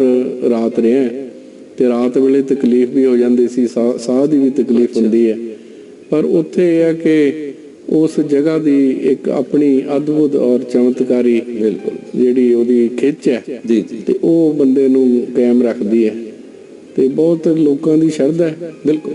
ਔਰ ਮੈਂ ਅਕਸਰ ਕਹਿਣਾ ਹੁੰਦਾ ਕਿ ਜਿਹੜਾ ਧਰਮ ਦਾ ਉਸ ਦਾ ਮੁੱਢਲਾ ਅਸੂਲ ਹੁੰਦਾ ਹੈ ਵਿਸ਼ਵਾਸ ਹੈਨੀ।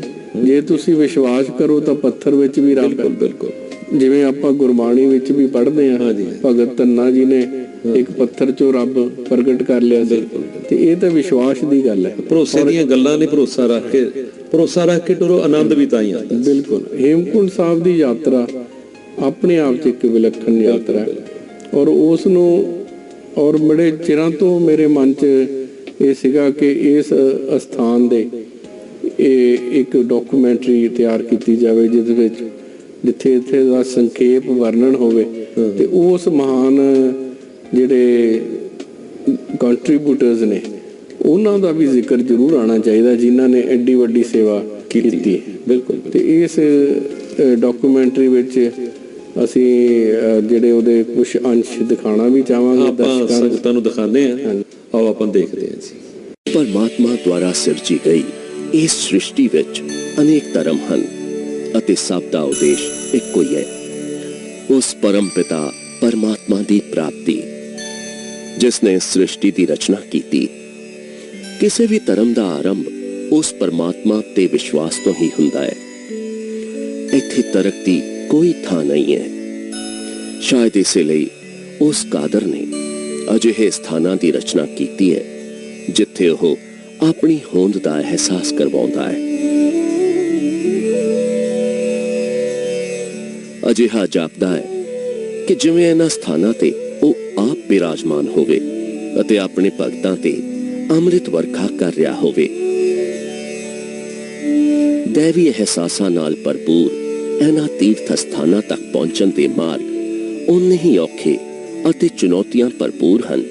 ਇਹ ਭਾਵੇਂ ਆਸਾਨ ਨਹੀਂ, ਪਰੰਤੂ ਭਗਤਾਂ ਦੀ ਉਸ ਪਾਰ ਬ੍ਰਹਮ ਵਿੱਚ ਅਥਾਹ ਸ਼ਰਧਾ ਇਹਨਾਂ ਨੂੰ ਸੌਖਾ ਬਣਾ ਦਿੰਦੀ ਹੈ।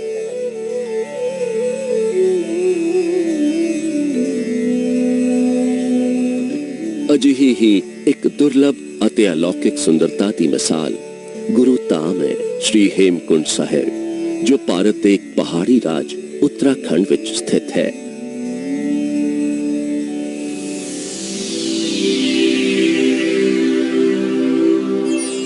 ਵਿਸ਼ਵ ਦਾ ਸਭ ਤੋਂ ਉੱਚਾ ਗੁਰਧਾਮ ਸ਼੍ਰੀ ਹੇਮਕੁੰਟ ਸਾਹਿਬ ਹਿਮਾਲਯ ਪਰਬਤ ਦੀਆਂ ਚੋਟੀਆਂ ਦੇ ਵਿਚਕਾਰ ਸਵੱਛ, ਨਿਰਮਲ ਤੇ ਕੁਦਰਤੀ ਝੀਲ ਕਿਨਾਰੇ ਸੁਸ਼ੋਭਿਤ ਹੈ।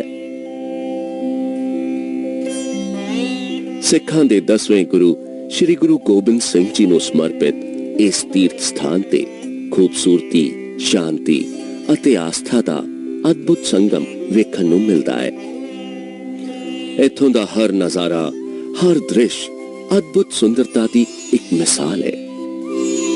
ਚਾਰੇ ਪਾਸੇ ਸੁਰੱਖਿਆ ਸਤੰਭਾਂ ਵਾਂਗ ਖੜੀਆਂ ਪਰਬਤੀ ਚੋਟੀਆਂ, ਧਰਤੀ ਅਤੇ ਆਕਾਸ਼ ਦੇ ਮਿਲਣ ਦਾ ਅਹਿਸਾਸ ਕਰਵਾਉਂਦੇ ਬੱਦਲ, ਨਿਰੰਤਰ ਵਹਿੰਦੇ ਝਰਨੇ, ਪਲ ਪਲ ਰੂਪ ਬਦਲਦਾ ਮੌਸਮ ਮੰਤਰ ਮੁਗਧ ਕਰਨ ਲਈ ਕਾਫੀ ਹਨ।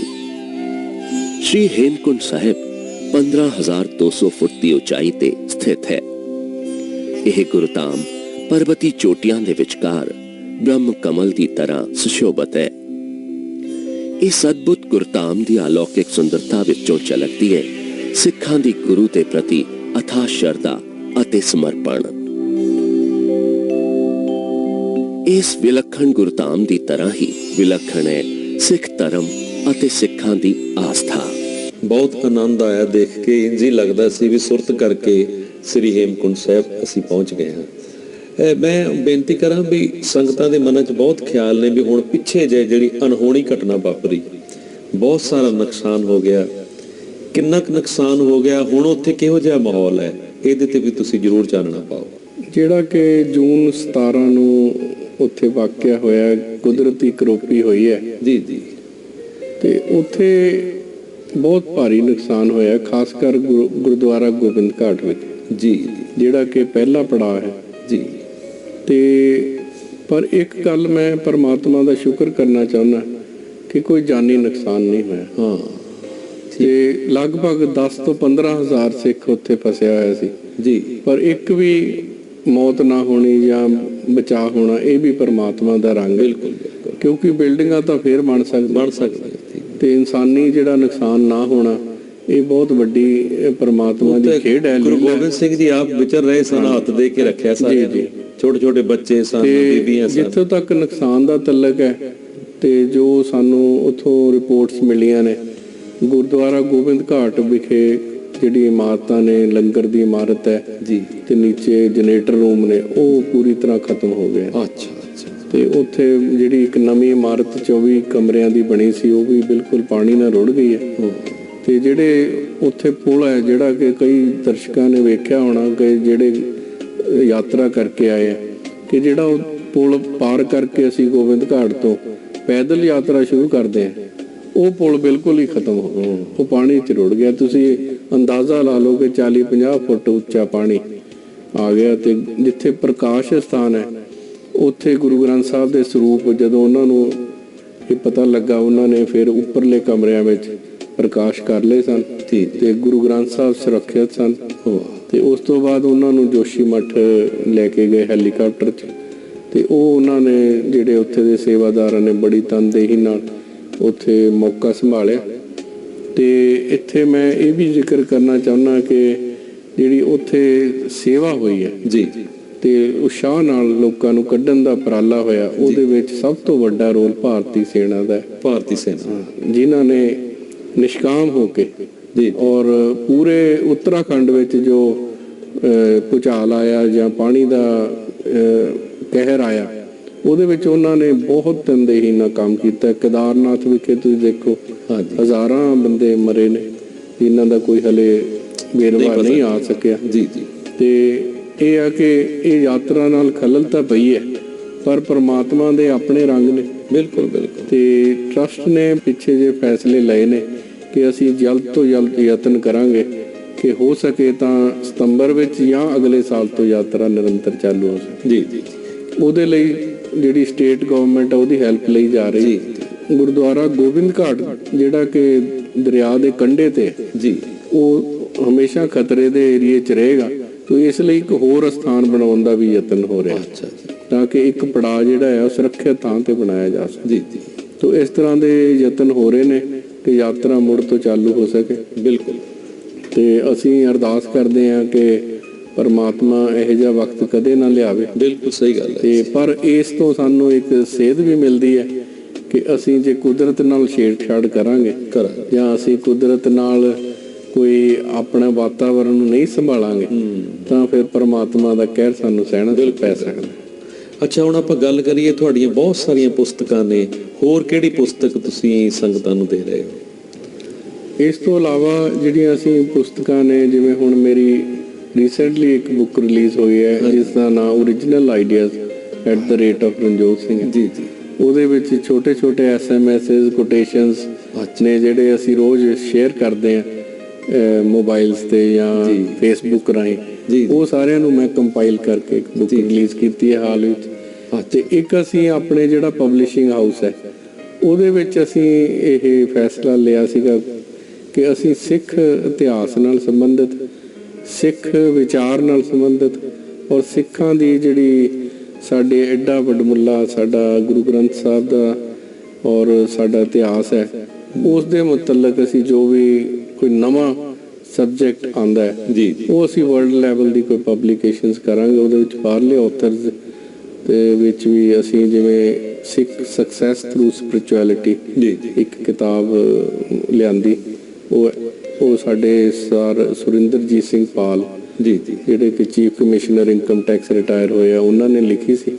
ਤੇ ਉਹਨਾਂ ਨੇ ਇਹ ਦੱਸਿਆ ਸੀ ਗੁਰੂ ਗ੍ਰੰਥ ਸਾਹਿਬ ਕਿੱਦਾਂ ਤੁਹਾਨੂੰ ਬੈਟਰ ਮੈਨੇਜਰ ਬਣਾ ਸਕਦਾ, ਕਿ ਗੁਰੂ ਗ੍ਰੰਥ ਸਾਹਿਬ ਦੀਆਂ ਜਿਹੜੀਆਂ ਤੁਸੀਂ ਸਿੱਖਿਆ ਤੇ ਚੱਲ ਕੇ ਕਿੱਦਾਂ ਇੱਕ ਸਕਸੈਸਫੁਲ ਬਿਜ਼ਨਸਮੈਨ ਬਣ ਸਕਦੇ।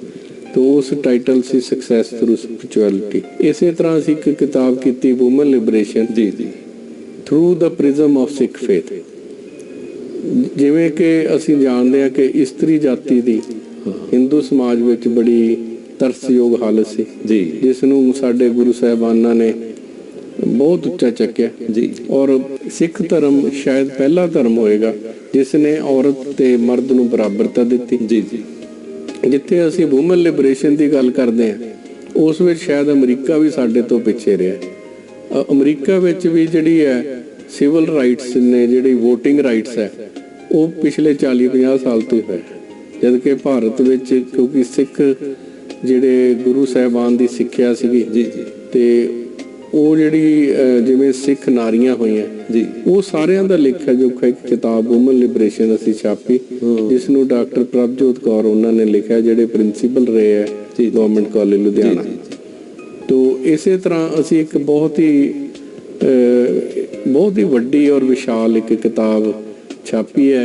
ਉਹਦੇ ਵਿੱਚ ਅਸੀਂ ਜਿਹੜੀ ਕਿ ਸਿੱਖਾਂ ਦੀ ਕੰਟਰੀਬਿਊਸ਼ਨ ਹੈ ਵਰਲਡ ਵਾਰ 1 ਔਰ 2 ਦੇ ਵਿੱਚ ਉਹ ਅਸੀਂ ਕਿਤਾਬ ਛਾਪ ਰਹੇ ਹਾਂ ਜਿਹੜੀ ਕਿ ਲਗਭਗ 1750 ਪੇਜ ਦੀ ਕਿਤਾਬ ਔਰ ਉਹਦੇ ਵਿੱਚ ਜਿਹੜੀ ਸਿੱਖ ਕੁਰਬਾਨੀਆਂ ਜਿਹੜੇ ਸਿੱਖ ਲੜੇ ਆ ਇੰਪੀਰੀਅਲ ਫੋਰਸਿਸ ਵੱਲੋਂ, ਕਿਉਂਕਿ ਤੁਹਾਨੂੰ ਪਤਾ ਹੀ ਹੈ ਕਿ ਜਦੋਂ ਪਹਿਲੀ ਜੰਗ ਲੱਗੀ, ਵਿਸ਼ਵ ਜੰਗ ਲੱਗੀ, ਉਦੋਂ ਅੰਗਰੇਜ਼ਾਂ ਦਾ ਰਾਜ ਸੀ ਇੰਡੀਆ ਔਰ ਅੰਗਰੇਜ਼ਾਂ ਦੀ ਫੌਜ ਵਿੱਚ ਸਭ ਤੋਂ ਵੱਧ ਸਿੱਖ ਹੁੰਦੇ ਸੀ। ਹਾਂਜੀ ਔਰ ਇੱਥੇ ਮੈਂ ਦੱਸਣਾ ਚਾਹਾਂਗਾ ਕਿ ਲਗਭਗ 83,005 ਸਿੱਖ ਪਹਿਲੇ ਔਰ ਦੂਜੇ ਵਿਸ਼ਵ ਯੁੱਧ ਵਿੱਚ ਸ਼ਹੀਦ ਹੋਏ। ਸ਼ਾਇਦ ਇੰਨੇ ਸ਼ਹੀਦੀਆਂ ਘੱਲੂਘਾਰਿਆਂ ਵਿੱਚ ਵੀ ਨਹੀਂ ਹੋਈ, ਪਰ ਸਾਡੇ ਤਰਾਸਦੀ ਕਹਿ ਲਓ ਕਿ ਸਾਡੇ ਇਹ ਲੋਕਾਂ ਨੂੰ ਪਤਾ ਹੀ ਨਹੀਂ ਕਿ ਸਿੱਖਾਂ ਦੀ ਐਡੀ ਵੱਡੀ ਕੰਟਰੀਬਿਊਸ਼ਨ ਹੈ। ਇਹ ਕਿਤਾਬ ਹੈ ਜਿਹੜੀ ਮੇਰੇ ਮਿੱਤਰ ਨੇ ਸਰਦਾਰ ਭੁਪਿੰਦਰ ਸਿੰਘ ਹਾਲੈਂਡ ਜਿਹੜੇ ਕਿ ਹਾਲੈਂਡ ਰਹਿੰਦੇ ਨੇ ਔਰ IBM 'ਚ ਕੋਸਟ ਅਕਾਊਂਟੈਂਟ ਸੀਗੇ, ਉੱਥੋਂ ਰਿਟਾਇਰ ਹੋ ਕੇ ਇਹਨਾਂ ਨੇ ਆਪਣਾ 12 ਸਾਲਾਂ ਦਾ ਜਿਹੜਾ ਖੋਜ ਇਸ ਕਿਤਾਬ ਵਿੱਚ ਪਾਈ ਹੈ, ਜਿਸ ਵਿੱਚ ਇਹਨਾਂ ਨੇ ਯੂਰਪ ਦੇ ਸਾਰੇ ਦੇਸ਼ਾਂ ਵਿੱਚ ਘੁੰਮ ਕੇ ਉਹ ਜਗ੍ਹਾ ਲੱਭੀਆਂ ਜਿੱਥੇ ਸਿੱਖ ਫੌਜੀਆਂ ਦੀਆਂ ਸ਼ਹੀਦੀ ਯਾਦਗਾਰਾਂ ਨੇ। ਔਰ ਪਿਛਲੇ 10-12 ਸਾਲ ਤੋਂ ਲਗਾਤਾਰ ਉਹਨਾਂ ਨੇ ਨਿਰੰਤਰ ਉੱਥੇ ਦੇ ਲੋਕਾਂ ਦੇ ਸਹਿਯੋਗ ਨਾਲ ਯਤਨ ਕਰਕੇ ਉੱਥੇ ਕਈ ਜਗ੍ਹਾ ਯਾਦਗਾਰਾਂ ਬਣਵਾ ਵੀ ਦਿੱਤੀਆਂ ਨੇ ਜੀ। ਇਸ ਦਾ ਟਾਈਟਲ ਹੈ contribution of Sikhs in world war 1। ਬਹੁਤ ਵਧੀਆ ਤੇ ਇਹ ਕਿਤਾਬ ਆਪਣੇ ਆਪ ਵਿੱਚ ਇੱਕ ਇਨਸਾਈਕਲੋਪੀਡੀਆ ਹੋਏਗੀ ਜੀ, ਜਿਸ ਵਿੱਚ ਇੰਨੀ ਡਿਟੇਲ ਵਿੱਚ ਹੈ ਕਿ ਇੱਕ ਪਿੰਡ ਵਿੱਚ ਕਿੰਨੇ ਸ਼ਹੀਦੀਆਂ ਹੋਈਆਂ, ਉਹਨਾਂ ਦੇ ਨਾਂ, ਉਹਨਾਂ ਦੇ ਪਿਤਾ ਦੇ ਨਾਂ, ਉਹ ਕਿਹੜੇ ਰੈਂਕ ਦੇ ਸੀ, ਆਰਮੀ ਵਿੱਚ ਕਿੱਥੇ ਭਰਤੀ ਸਨ, ਉਹ ਸਾਰੀ ਡਿਟੇਲ ਉਹਨਾਂ ਨੇ ਬੜੀ ਮੁੱਢਲੀ ਜਿਹੜੀ ਖੋਜ ਆ। ਤੇ ਮੈਂ ਅਗਲੀ ਗੱਲ ਜਿਹੜੀ ਆਖਾਂ ਬਈ ਅੱਜ ਕੱਲ ਇਸ ਤਰ੍ਹਾਂ ਨਹੀਂ ਲੱਗਦਾ ਵੀ ਜਿਹੜੀਆਂ ਸਿੱਖ ਸੰਗਤਾਂ ਨੇ, ਸਾਡੇ ਸਿੱਖ ਬੱਚੇ ਨੇ, ਉਹਨਾਂ ਦਾ ਰੁਝਾਨ ਕਿਤਾਬਾਂ ਪੜ੍ਹਨ ਨੂੰ ਜਿਹੜਾ ਘਟ ਗਿਆ ਕੁਝ। ਅਸੀਂ ਹੁਣ ਜਦੀ ਦੁਕਾਨ ਤੇ ਜਾਈਦਾ ਕਿਤਾਬਾਂ ਵਾਲੀ ਤੇ ਉਹ ਕਹਿੰਦੇ ਭਾਈ ਸਾਹਿਬ ਤੁਸੀਂ ਆਉਂਦੇ ਹੋ ਕਿਤਾਬਾਂ ਖਰੀਦਣ ਵਾਸਤੇ, ਬਹੁਤ ਲੋਕ ਘੱਟ ਆਉਂਦੇ ਨੇ ਕਿਤਾਬਾਂ ਖਰੀਦਣ। ਪੜ੍ਹਨ ਦਾ ਜਿਹੜਾ ਰੁਝਾਨ ਆ ਸਾਡੇ ਵਿੱਚ ਘਟਦਾ ਜਾਂਦਾ। ਐਕਚੁਅਲੀ ਕਿਤਾਬ ਜਿਹੜੀ ਹੈ ਇਹਦੀ ਮੈਂ ਅਕਸਰ ਕਹਿਣਾ ਹੁੰਦਾ ਕਿ ਇੱਕ ਕਿਤਾਬ ਦਾ ਕੋਈ ਸਬਸਟੀਟਿਊਟ ਨਹੀਂ ਜੀ, ਕਿਉਂਕਿ ਕਿਤਾਬ ਜਿਹੜੀ ਹੈ ਉਹਦੀ ਲਾਈਫ ਜਿਹੜੀ ਸਭ ਤੋਂ ਜ਼ਿਆਦਾ ਜੀ। ਤੁਸੀਂ ਅੱਜ ਕੋਈ ਟੀਵੀ ਦੇਖ ਲਓ ਜਾਂ ਕੋਈ ਅਖਬਾਰ ਦੇਖ ਲਓ, ਬਿਲਕੁਲ ਉਹਦੀ ਲਾਈਫ ਕਿੰਨੀ ਹੈ, 2-4 ਦਿਨ, ਉਸ ਤੋਂ ਬਾਅਦ ਭੁੱਲ ਜਾਓਗੇ। ਜਿਹੜੀ ਕਿ ਕਿਤਾਬ ਆ ਉਹ ਲਾਇਬ੍ਰੇਰੀ ਦਾ ਸ਼ਿੰਗਾਰ ਬਣੇਗੀ, ਤੁਹਾਡੇ ਘਰ ਦਾ ਸ਼ਿੰਗਾਰ ਰਹੇਗੀ ਔਰ 100-150 ਸਾਲ ਤੱਕ ਉਹ ਤੁਹਾਡਾ ਇਤਿਹਾਸ ਜਾਂ ਤੁਹਾਡੀ ਚੀਜ਼ ਕੈਰੀ ਕਰੇਗੀ। ਔਰ ਮੈਂ ਇੱਥੇ ਦੱਸਣਾ ਚਾਹੁੰਦਾ ਕਿ ਸਿੱਖਾਂ ਨੂੰ ਕਿਤਾਬਾਂ ਜ਼ਰੂਰ ਪੜ੍ਹਨੀਆਂ ਚਾਹੀਦੀਆਂ ਨੇ, ਕਿਉਂਕਿ ਇਹ ਧਰਮ ਹੀ ਸ਼ਬਦ ਗੁਰੂ ਤੇ ਵੇਚਦੇ। ਬਿਲਕੁਲ ਸਹੀ ਗੱਲ। ਅਸੀਂ ਤਾਂ ਇਹ ਮੰਨਦੇ ਹੀ ਸ਼ਬਦ ਗੁਰੂ ਨੂੰ ਹਾਂ। ਤੋ ਇਸ ਲਈ ਸਾਨੂੰ ਤੇ ਕਿਤਾਬਾਂ ਵੱਧ ਤੋਂ ਵੱਧ ਪੜ੍ਹਨੀਆਂ ਚਾਹੀਦੀਆਂ। ਔਰ ਇਹ ਮੈਂ ਕਹਿ ਸਕਦਾ ਕਿ ਸ਼ਾਇਦ ਆਜ਼ਾਦੀ ਤੋਂ ਪਹਿਲਾਂ ਸਿੱਖਾਂ ਦੇ ਇਤਿਹਾਸ ਬਾਰੇ ਇੰਨੀ ਜਾਣਕਾਰੀ ਨਹੀਂ ਹੋ ਪਾਈ, ਪਰ ਹੁਣ ਕੁਝ ਜਾਗਰੂਕ ਸੰਸਥਾਵਾਂ ਨੇ ਜਿਹੜੀਆਂ ਕਿ ਖੋਜ ਕਰ ਰਹੀਆਂ। ਬਿਲਕੁਲ। ਔਰ ਮੈਨੂੰ ਇਸ ਗੱਲ ਦੀ ਖੁਸ਼ੀ ਹੈ ਕਿ ਅਸੀਂ ਵੀ ਥੋੜਾ ਬਹੁਤਾ ਉਸ ਵਿੱਚ ਯੋਗਦਾਨ ਪਾ ਸਕੇ ਤੇ ਇਹ ਜਿਹੀਆਂ ਕਿਤਾਬਾਂ ਆਉਣੀਆਂ ਬਹੁਤ ਜ਼ਰੂਰੀ ਹੈ। ਇਹ ਹੈ ਕਿ ਜੇ ਅਸੀਂ ਚੰਗੀਆਂ ਕਿਤਾਬਾਂ ਛਾਪਾਂਗੇ ਤੇ ਇਹ ਮੇਰਾ ਆਪਣਾ ਜਾਤੀ ਤਜਰਬਾ ਵੀ ਹੈ। ਜਪਜੀ ਸਾਹਿਬ ਜਦੋਂ ਅਸੀਂ ਛਾਪੀ ਹੈ ਮੈਨੂੰ ਲੱਗਦਾ ਸੀ ਇਹ ਵਿਕੇਗੀ ਨਹੀਂ, ਪਰ ਅੱਜ ਮੇਰਾ ਫਸਟ ਐਡੀਸ਼ਨ ਆਲਮੋਸਟ ਖਤਮ ਹੋ ਗਿਆ ਤੇ ਖਰੀਦਦੇ ਆ ਲੋਕ। ਅੱਛੀ ਕਿਤਾਬ ਹੋਵੇ, ਅੱਛੀ ਦਿੱਖ ਹੋਵੇ ਤੇ ਉਹਦੇ ਵਿੱਚ ਖੋਜ ਹੋਵੇ, ਬਿਲਕੁਲ, ਤੇ ਜ਼ਰੂਰ ਵਿਕਦੀ ਹੈ। ਤੇ ਅੱਜ ਜੇ ਅਸੀਂ ਸ਼ੇਕਸਪੀਅਰ ਨੂੰ ਯਾਦ ਕਰਦੇ ਹਾਂ, ਭਾਈ ਵੀਰ ਸਿੰਘ ਉਹਨਾਂ ਨੂੰ ਯਾਦ ਕਰਦੇ ਹਾਂ, ਹੋਰ ਲਿਖਾਰੀਆਂ ਨੂੰ ਯਾਦ ਕਰਦੇ ਹਾਂ, ਤੇ ਉਹ ਲਿਖਾਰੀਆਂ ਦੀ ਲਿਖਤ ਕਰਕੇ ਰਵਿੰਦਰਨਾਥ ਟੈਗੋਰ ਹੋਏ, ਬਿਲਕੁਲ, ਗੀਤਾਂਜਲੀ ਤੁਸੀਂ ਦੇਖੋ ਸਾਰੀ ਦੁਨੀਆ ਵਿੱਚ ਪੜ੍ਹੀ ਜਾਂਦੀ ਹੈ। ਤੋਂ ਸਾਡੇ ਗੁਰੂ ਗ੍ਰੰਥ ਸਾਹਿਬ ਦੇ ਵਿੱਚ ਜਿਹੜਾ ਕਿ ਸ਼ਬਦ ਦਾ ਹੀ ਪ੍ਰਚਾਰ ਹੈ। ਔਰ ਮੈਂ ਤਾਂ ਅਕਸਰ ਕਹਿਣਾ ਹੁੰਦਾ ਕਿ ਗੁਰੂ ਗ੍ਰੰਥ ਸਾਹਿਬ ਦੇ ਟੀਕੇ ਦੁਨੀਆ ਦੀਆਂ ਸਾਰੀਆਂ ਭਾਸ਼ਾਵਾਂ ਵਿੱਚ ਹੋਣੇ ਚਾਹੀਦੇ। ਜਿਵੇਂ ਕਿ ਈਸਾਈਆਂ ਦੀ ਬਾਈਬਲ ਹੈ ਉਹ ਤੁਹਾਨੂੰ ਦੁਨੀਆ ਭਰ ਦੇ ਲੈਂਗੁਏਜ ਟ੍ਰਾਂਸਲੇਟਡ ਮਿਲਦੀ ਹੈ, ਈਵਨ ਹੋਟਲ ਦੇ ਕਮਰਿਆਂ ਤੱਕ ਪਈ ਹੁੰਦੀ ਹੈ। ਚਲੋ ਅਸੀਂ ਗੁਰੂ ਗ੍ਰੰਥ ਸਾਹਿਬ ਨੂੰ ਗੁਰੂ ਮੰਨਦੇ ਹਾਂ, ਇਸ ਲਈ ਅਸੀਂ ਸ਼ਾਇਦ ਹੋਟਲ ਦੇ ਕਮਰਿਆਂ ਤੱਕ ਨਾ ਪਹੁੰਚਾ ਸਕੀਏ, ਪਰ ਚੰਗੀ ਤਰ੍ਹਾਂ ਪ੍ਰਿੰਟ ਕਰਕੇ ਜਿਹੜੀਆਂ ਵਰਲਡ ਦੀਆਂ ਟੌਪ ਮੋਸਟ ਭਾਸ਼ਾਵਾਂ ਨੇ, ਸਪੈਨਿਸ਼ ਹੈ, ਜਰਮਨ ਹੈ, ਫ੍ਰੈਂਚ ਹੈ ਤੇ ਚਾਈਨੀਜ਼ ਹੈ, ਜੈਪਨੀਜ਼ ਹੈ, ਜੇ ਅਸੀਂ ਇਸ ਪਾਸੇ ਤੁਰੀਏ ਤੇ ਆਪਣੇ ਜੇ ਆਪਾਂ ਜਪਜੀ ਸਾਹਿਬ ਜਾਂ ਸੁਖਮਨੀ ਸਾਹਿਬ ਜਾਂ ਨਿਤਨੇਮ ਦੀਆਂ ਬਾਣੀਆਂ ਨੂੰ ਹੀ ਇਹਨਾਂ ਭਾਸ਼ਾਵਾਂ ਵਿੱਚ ਟ੍ਰਾਂਸਲੇਟ ਕਰ ਸਕੀਏ ਤੇ ਇਹ ਇੱਕ ਬਹੁਤ ਵੱਡੀ ਪ੍ਰਾਪਤੀ ਹੋਏਗੀ। ਜਿਵੇਂ ਪਿੱਛੇ ਜੇ ਸਪੈਨਿਸ਼ ਵਿੱਚ ਗੁਰੂ ਗ੍ਰੰਥ ਸਾਹਿਬ ਟ੍ਰਾਂਸਲੇਟ ਹੋਇਆ, ਇੱਕ ਬਹੁਤ ਵੱਡਾ ਸ਼ਲਾਘਾਯੋਗ ਕਦਮ ਹੈ। ਇਸੇ ਤਰ੍ਹਾਂ ਹੋਰ ਭਾਸ਼ਾਵਾਂ ਵਿੱਚ ਵੀ ਯਤਨ ਕਰਨ ਦੀ ਲੋੜ ਹੈ। ਬਿਲਕੁਲ।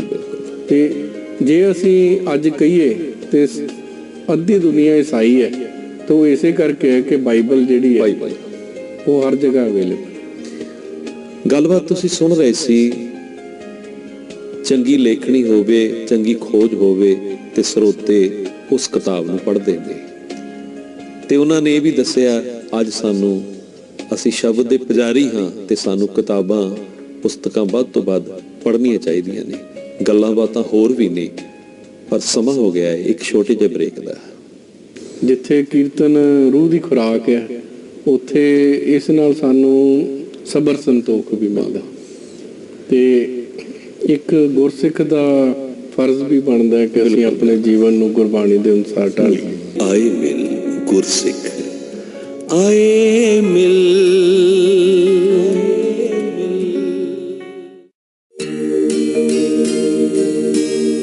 ਜਿੱਥੇ ਜਾਏ ਬਈ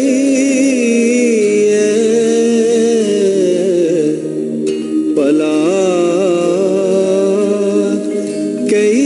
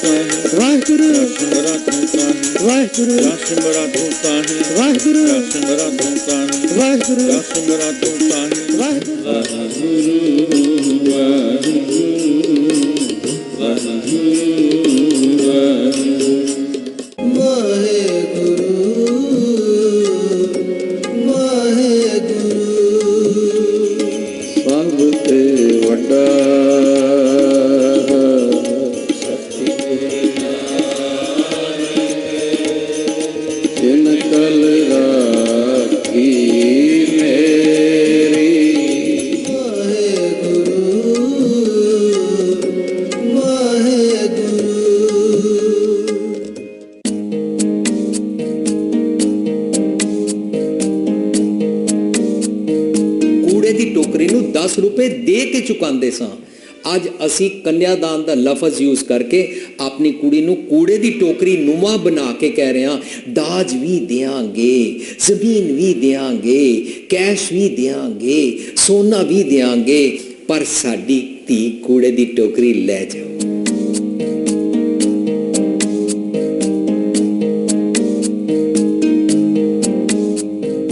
ਆਏ ਮਿਲ ਗੁਰਸਿੱਖ, ਆਏ ਮਿਲ। ਬ੍ਰੇਕ ਤੋਂ ਬਾਅਦ ਤੁਹਾਡਾ ਸਵਾਗਤ ਹੈ। ਸਾਡੇ ਵਿੱਚ ਸਰਦਾਰ ਰਣਜੋਤ ਸਿੰਘ ਜੀ ਆਏ ਹੋਏ ਨੇ, ਜੋ ਤਨ ਮਨ ਧਨ ਕਰਕੇ ਗੁਰਮਤਿ ਦੀਆਂ ਸੇਵਾਵਾਂ ਨੂੰ ਸਮਰਪਿਤ ਨੇ। ਆਓ ਗੱਲਬਾਤ ਆਪਾਂ ਅੱਗੇ ਤੋਰੀਏ। ਰਣਜੋਤ ਸਿੰਘ ਜੀ, ਜਿਵੇਂ ਆਪਾਂ ਗੱਲਾਂ ਬਾਤਾਂ ਤੁਹਾਡੀਆਂ ਪੁਸਤਕ ਤੇ ਚੱਲੀਆਂ, ਤੁਸੀਂ ਬਹੁਤ ਸਾਰੀ ਸੇਵਾ ਨਿਭਾਈ। ਜਿਵੇਂ ਮੈਨੂੰ ਥੋੜੀ ਜਾਣਕਾਰੀ ਹੈ, ਬਹੁਤ ਸਾਰੀਆਂ ਸੰਸਥਾਵਾਂ ਵਿੱਚ ਵੀ ਤੁਸੀਂ ਮੁਖੀ ਹੋ, ਬਹੁਤ ਸਾਰੇ ਸਕੂਲ ਕਾਲਜ ਵੀ ਤੁਸੀਂ ਚਲਾ ਰਹੇ ਹੋ। ਇਹਦੇ ਬਾਰੇ ਵੀ ਜ਼ਰੂਰ ਤੁਸੀਂ ਚਾਨਣਾ ਪਾਓ। ਜਿਹੜੀ ਵਿਦਿਆ ਦੀ ਗੱਲ ਹੈ ਉਹ ਸਾਡੇ ਵਿਰਸੇ ਤੋਂ ਹੀ ਮਿਲੀ ਹੈ। ਅੱਛਾ ਜੀ। ਸਾਡੇ ਦਾਦਾ ਜੀ ਬਾਬਾ ਗੁਰਮੁਖ ਸਿੰਘ ਜੀ ਜੀ ਉਹਨਾਂ ਨੇ ਸਾਨੂੰ 1942 ਵਿੱਚ ਲੁਧਿਆਣੇ ਜੀ ਇੱਕ ਛੋਟਾ ਜਿਹਾ ਸਕੂਲ ਖੋਲ੍ਹਿਆ ਸੀ। ਅੱਛਾ ਜੀ। ਇੱਕ ਕਮਰੇ ਤੋਂ ਸ਼ੁਰੂਆਤ ਕੀਤੀ ਸੀ, ਤੇ ਹੌਲੀ ਹੌਲੀ ਕਰਦੇ ਕਰਦੇ ਰਾਮਗੜੀਆ ਵਿਦਿਅਕ ਅਦਾਰੇ ਅੱਜ ਜਿਹੜੇ ਆ ਕਿ ਪ੍ਰਫੁੱਲਤ ਹੋਏ ਆ, ਤੇ ਜਿਹੜੇ ਕਿ ਰਾਮਗੜੀਆ ਐਜੂਕੇਸ਼ਨਲ ਕਾਉਂਸਲ ਚਲਾ ਰਹੀ ਹੈ, ਜਿਸ ਦਾ ਦਾਸ ਪ੍ਰਧਾਨ ਹੈ ਪਿਛਲੇ ਤਕਰੀਬਨ 9 ਸਾਲਾਂ ਤੋਂ। ਜੀ। ਤੇ ਉੱਥੇ ਅਸੀਂ ਜਿੱਥੇ ਇਸਤਰੀ ਸਿੱਖਿਆ ਤੇ ਜ਼ੋਰ ਦੇ ਰਹੇ ਹਾਂ, ਅੱਛਾ ਜੀ, ਉੱਥੇ ਅਸੀਂ ਸਰਬਪੱਖੀ ਵਿਕਾਸ ਦੀ ਵੀ ਗੱਲ ਕਰਦੇ ਹਾਂ, ਔਰ ਬੱਚਿਆਂ ਨੂੰ ਧਾਰਮਿਕ ਸਿੱਖਿਆ ਵੀ ਉੱਥੇ ਦਿੰਦੇ ਹਾਂ। ਜੀ। ਔਰ ਜਿਹੜੇ ਲੋੜਵੰਦ ਗਰੀਬ ਬੱਚੇ ਆ ਉਹਨਾਂ ਨੂੰ ਮੁਫਤ ਸਿੱਖਿਆ ਦੇਣ ਦਾ ਵੀ ਪ੍ਰਬੰਧ ਹੈ। ਤੇ ਰਾਮਗੜੀਆ ਵਿਦਿਅਕ ਅਦਾਰਿਆਂ ਵਿੱਚ ਪ੍ਰਾਇਮਰੀ ਸਕੂਲ ਤੋਂ ਲੈ ਕੇ ਗਰਲ ਹਾਈ ਸਕੂਲ ਤੇ ਬॉयਜ਼ ਦਾ ਸੀਨੀਅਰ ਸੈਕੰਡਰੀ ਸਕੂਲ ਤੇ ਰਾਮਗੜੀਆ ਗਰਲਸ ਕਾਲਜ ਜੀ ਮਿਲਰਗੰਜ ਵਿਖੇ ਸਿੱਖਿਆ ਦੇ ਖੇਤਰ ਵਿੱਚ ਆਪਣਾ ਯੋਗਦਾਨ ਪਾ ਰਹੇ ਨੇ। ਤੇ ਰਾਮਗੜੀਆ ਗਰਲਸ ਕਾਲਜ ਦਾ ਜਿਹੜਾ ਮਿਊਜ਼ਿਕ ਵਿਭਾਗ ਹੈ ਉਹ ਬਹੁਤ ਚਰਚਿਤ ਹੈ, ਔਰ ਉੱਥੇ ਗੁਰਮਤਿ ਸਿੱਖਿਆ, ਗੁਰਮਤਿ ਕੀਰਤਨ ਦੀ ਸਿੱਖਿਆ, MA ਤੱਕ ਦੀਆਂ ਜਿਹੜੀਆਂ ਬੱਚੀਆਂ ਨੂੰ ਸਿੱਖਿਆ ਦਿੱਤੀ ਜਾਂਦੀ ਹੈ। ਬਹੁਤ ਸਾਰੀਆਂ ਬੱਚੀਆਂ ਉੱਥੋਂ ਮਾਸਟਰਸ ਡਿਗਰੀ ਕਰਕੇ ਸਕੂਲਾਂ ਕਾਲਜਾਂ ਵਿੱਚ ਜਿੱਥੇ ਅਧਿਆਪਨ ਦੇ ਖੇਤਰ 'ਚ ਨੇ ਉੱਥੇ ਆਪਣੀ ਇੰਡੀਵਿਜੂਅਲ ਤੌਰ ਤੇ ਵੀ ਉਹਨਾਂ ਨੇ ਪਹਿਚਾਣ ਬਣਾਈ। ਬਹੁਤ ਸਾਰੇ ਮੈਂ ਗੁਰਮਤਿ ਸੰਗੀਤ ਦੇ ਪ੍ਰੋਗਰਾਮ ਕਰਾਉਣਾ ਤੇ ਬਹੁਤ ਸਾਰੇ ਬੱਚੇ ਜਿਹੜੇ ਤੁਹਾਡੇ ਅਦਾਰਿਆਂ ਚੋਂ ਆਉਂਦੇ ਨੇ ਤੇ ਬਹੁਤ ਅੱਛਾ ਉਹ ਗਾਉਂਦੇ ਨੇ, ਬੜੀ ਕਿਰਪਾ ਉਹਨਾਂ ਤੇ ਹੁੰਦੀ ਹੈ। ਤੇ ਜਿਹੜੇ ਹੋਰ ਵੀ ਤੁਹਾਡੇ ਅਦਾਰੇ ਨੇ ਉਹਦੇ ਵਿੱਚ ਗੁਰਮਤਿ ਵਿਦਿਆ ਦਾ ਖਿਆਲ ਰੱਖਿਆ ਜਾਂਦਾ ਵੀ ਬੱਚਿਆਂ ਨੂੰ ਗੁਰਮਤਿ ਨਾਲ ਜੋੜਿਆ ਜਾਵੇ? ਬਿਲਕੁਲ ਜੀ, ਸਾਡੇ ਦਾਦਾ ਜੀ ਬਾਬਾ ਗੁਰਮੁਖ ਸਿੰਘ ਜੀ, ਉਸ ਤੋਂ ਬਾਅਦ ਮੇਰੇ ਪਿਤਾ ਜੀ ਗਿਆਨੀ ਭਗਤ ਸਿੰਘ ਜੀ ਜੀ ਜੀ ਜਿਹੜੇ ਕਿ ਸ਼੍ਰੋਮਣੀ ਕਮੇਟੀ ਮੈਂਬਰ ਵੀ ਰਹੇ ਜੀ ਜੀ, ਔਰ ਗੁਰਦੁਆਰਾ ਆਲਮਗੀਰ ਸਾਹਿਬ ਵੀ ਉਹਨਾਂ ਨੇ ਸੇਵਾ ਕੀਤੀ ਜੀ ਜੀ, ਤੇ ਰਾਮਗੜੀਆ ਬੁੰਗੇ ਜਿਹੜੇ ਦਰਬਾਰ ਸਾਹਿਬ ਵਿਖੇ ਉੱਥੇ ਵੀ ਬਹੁਤ ਵੱਡੀ ਲੰਮੀ ਸੇਵਾ ਰਹੀ ਜੀ। ਤੇ ਉਹਨਾਂ ਦਾ ਪਹਿਲਾਂ ਹੀ ਸੀਗਾ ਕਿ ਜਿਹੜੀ ਡਿਵਿਨਿਟੀ ਦਾ ਪੀਰੀਅਡ ਹੈ ਤੇ ਗੁਰਬਾਣੀ ਦਾ ਪੀਰੀਅਡ ਅਲੱਗ, ਔਰ ਗੁਰਬਾਣੀ ਦੇ ਧਾਰਮਿਕ ਟੀਚਰ ਹਰ ਸਕੂਲ 'ਚ ਰੱਖੇ। ਬਹੁਤ ਵਧੀਆ। ਮੈਂ ਖੁਦ ਵੀ ਗੁਰੂ ਨਾਨਕ ਪਬਲਿਕ ਸਕੂਲ ਸਰਾਭਾ ਨਗਰ ਵਿਖੇ ਪੜ੍ਹਿਆ। ਅੱਛਾ ਜੀ। ਜਿਹੜਾ ਕਿ ਸਾਡੇ ਪਰਿਵਾਰ ਵੱਲੋਂ ਹੀ ਚਲਾਇਆ ਜਾ ਰਿਹਾ ਤੇ ਮੇਰੇ ਬਾਬਾ ਜੀ ਬਾਬਾ ਗੁਰਮੁਖ ਸਿੰਘ ਫਾਊਂਡਰ ਸਨ, ਫਿਰ ਗਿਆਨੀ ਭਗਤ ਸਿੰਘ ਜੀ ਪ੍ਰਧਾਨ ਰਹੇ ਜੀ ਜੀ। ਤੇ ਮੈਂ ਵੀ ਉੱਥੇ ਜਿਹੜੀ ਧਾਰਮਿਕ ਸਿੱਖਿਆ ਉਸੇ ਸਕੂਲ 'ਚੋਂ ਲਈ ਤੇ ਸਾਡਾ ਡਿਵਿਨਿਟੀ ਦਾ ਪੀਰੀਅਡ ਹੁੰਦਾ ਸੀ ਜਿਸ ਵਿੱਚ ਸਾਨੂੰ ਜਿਹੜੀਆਂ ਸਿੱਖ ਹਿਸਟਰੀ ਦੀਆਂ ਕਿਤਾਬਾਂ ਹੁੰਦੀਆਂ ਸੀ, ਪੇਪਰ ਹੁੰਦੇ ਸਨ, ਔਰ ਸਾਲ ਦੇ ਸਾਲ ਇੱਕ ਨਿਤਨੇਮ ਦਾ ਜਿਹੜਾ ਕੰਠ ਬਾਣੀ ਦੇ ਮੁਕਾਬਲੇ ਜੀ ਸੁਣਾਉਣਾ ਹੁੰਦਾ ਸੀਗਾ। ਤੇ ਗੁਰਪੁਰਬ ਹਰ ਸਾਲ ਮਨਾਏ ਜਾਂਦੇ, ਸਾਰੇ ਗੁਰਪੁਰਬ ਇਹਨਾਂ ਅਦਾਰਿਆਂ ਵਿੱਚ ਮਨਾਏ ਜਾਂਦੇ।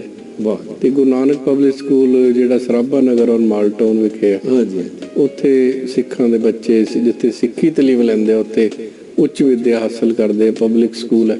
ਅੱਛਾ। ਔਰ ਉਸ ਦੇ ਬੱਚੇ ਦੁਨੀਆ ਭਰ ਵਿੱਚ ਆਪਣੇ ਨਾਮ ਰੋਸ਼ਨ ਕਰ ਰਹੇ। ਤੇ ਵਿੱਦਿਆ ਦੇ ਖੇਤਰ ਤੋਂ ਇਲਾਵਾ ਧਾਰਮਿਕ ਖੇਤਰ ਵਿੱਚ ਸਾਡੇ ਪਰਿਵਾਰ ਵੱਲੋਂ ਜਿਹੜੀ ਨਿਸ਼ਾਨ ਸਾਹਿਬ ਦੀ ਸੇਵਾ ਹੈ ਉਹ ਪਿਛਲੇ 50-60 ਸਾਲਾਂ ਤੋਂ ਲਗਾਤਾਰ ਜਾਰੀ ਹੈ। ਤੇ ਇਹ ਸਭ ਪ੍ਰਮਾਤਮਾ ਨੇ ਬਖਸ਼ਿਸ਼ ਕੀਤੀ ਹੈ ਕਿ ਜਿੱਥੇ ਕਾਰੋਬਾਰ ਮਹਾਰਾਜ ਨੇ ਦਿੱਤੇ ਹਨ ਉੱਥੇ ਇਹ ਸੇਵਾ ਵੀ ਸਾਨੂੰ ਬਖਸ਼ੀ ਹੈ। ਕੁਝ ਹਸਪੀਟਲ ਵਗੈਰਾ ਵੀ ਤੁਹਾਡੀ ਦੇਖ ਰੇਖ ਹੇਠ ਚੱਲ ਰਹੇ ਨੇ? ਪਿਛਲੇ ਕੁਝ ਸਾਲਾਂ ਵਿੱਚ ਅਸੀਂ ਅੱਖਾਂ ਦੇ ਖੇਤਰ ਵਿੱਚ ਇੱਕ ਬਹੁਤ ਵੱਡਾ ਹਸਪਤਾਲ ਬਣਾਇਆ ਜੀ, ਜਿਸ ਦਾ ਨਾਮ ਸ਼ੰਕਰਾ ਆਈ ਹਸਪੀਟਲ ਹੈ ਲੁਧਿਆਣਾ ਵਿਖੇ ਜੀ ਜੀ, ਜਿੱਥੇ ਅਸੀਂ ਲੋੜਵੰਦਾਂ ਦੀ ਫ੍ਰੀ ਜਿਹੜੀ ਉਹਨਾਂ ਦੇ ਮੋਤੀਆ ਆ ਜਾਂਦਾ ਹੈ ਉਹਦੇ ਆਪਰੇਸ਼ਨ ਫ੍ਰੀ ਕਰਦੇ ਆ। ਇਹ ਜਿਹੜੀ ਸੰਸਥਾ ਹੈ Sankara Eye Care Foundation India Coimbatore based trust ਹੈ, ਜਿਸ ਦਾ ਮੁੱਖ ਮਕਸਦ ਹੈ ਕਿ ਪੂਰੇ ਭਾਰਤ ਵਿੱਚ ਜਿਹੜੀ ਅੱਖਾਂ ਦੀਆਂ ਪ੍ਰੋਬਲਮਸ ਨੇ, ਜਿਹੜਾ ਅੱਖਾਂ ਚਲੇ ਜਾਂਦੀਆਂ ਤੇ ਅੱਖਾਂ ਦੀਆਂ ਬਿਮਾਰੀਆਂ ਦਾ ਇਲਾਜ ਕਰਨਾ। ਤੇ ਇਸ ਹਸਪਤਾਲ ਦੇ ਵਿੱਚ ਲਗਭਗ ਪਿਛਲੇ ਸਾਲ ਤੋਂ ਇਹ ਚਾਲੂ ਹੋਇਆ ਤੇ ਅਸੀਂ ਲਗਭਗ 3500 ਆਪਰੇਸ਼ਨ ਅੱਖਾਂ ਦੇ ਫ੍ਰੀ ਕਰ ਚੁੱਕੇ ਹਾਂ। ਔਰ ਪਿੰਡ ਜਾ ਕੇ ਕੈਂਪ ਲਗਾਉਂਦੇ ਆ ਹਰ ਸੰਡੇ ਨੂੰ, ਔਰ ਹਰ ਬੁੱਧਵਾਰ ਨੂੰ ਇੱਕ ਕੈਂਪ ਹੁੰਦਾ ਜੀ, ਜਿੱਥੋਂ ਅਸੀਂ ਲੋੜਵੰਦ ਜਿਹੜੇ ਜਿਨ੍ਹਾਂ ਨੂੰ ਅੱਖਾਂ ਦੀ ਸਮੱਸਿਆ ਹੈ ਉਹਨਾਂ ਨੂੰ ਆਇਡੈਂਟੀਫਾਈ ਕਰਕੇ ਹਸਪੀਟਲ ਲੈ ਕੇ ਆਉਂਦੇ ਹਾਂ। ਉੱਥੇ ਉਹਨਾਂ ਦਾ ਆਪਰੇਸ਼ਨ ਕੀਤਾ ਜਾਂਦਾ ਤੇ ਬਾਅਦ 'ਚ ਉਹਨਾਂ ਨੂੰ ਵਾਪਸ ਘਰ ਪਹੁੰਚਾਇਆ ਜਾਂਦਾ। ਅੱਛਾ ਜੀ, ਮੈਂ ਜਿਵੇਂ ਸੋਚ ਰਿਹਾ ਸੀ ਵੀ ਤੁਸੀਂ ਇੰਨੇ ਅਦਾਰਿਆਂ 'ਚ ਕੰਮ ਕਰਦੇ ਹੋ, ਫਿਰ ਆਪਣਾ ਕਾਰ ਵਿਹਾਰ ਵੀ ਦੇਖਦੇ ਹੋ, ਕਾਰ ਵਿਹਾਰ ਵਿੱਚ ਵੀ ਤੁਹਾਡਾ ਇੱਕ ਮਕਾਮ ਹੈ। ਗੁਰੂ ਦੀ ਕੈਸੀ ਬਖਸ਼ਿਸ਼ ਹੈ, ਮੈਨੂੰ ਇੰਜ ਲੱਗਦਾ ਵੀ ਤੁਸੀਂ ਕਦੀ ਕਾਹਲੇ ਨਹੀਂ ਪੈਂਦੇ। ਕਈ ਵਾਰੀ ਤੁਹਾਨੂੰ ਮਿਲੀਦਾ, ਬੜਾ ਸ਼ਾਂਤ ਸੁਭਾਅ ਹੈ ਤੁਹਾਡਾ। ਇਹਦੇ ਬਾਰੇ ਵੀ ਮੈਂ ਜ਼ਰੂਰ ਪੁੱਛਣਾ ਚਾਹਾਂਗਾ।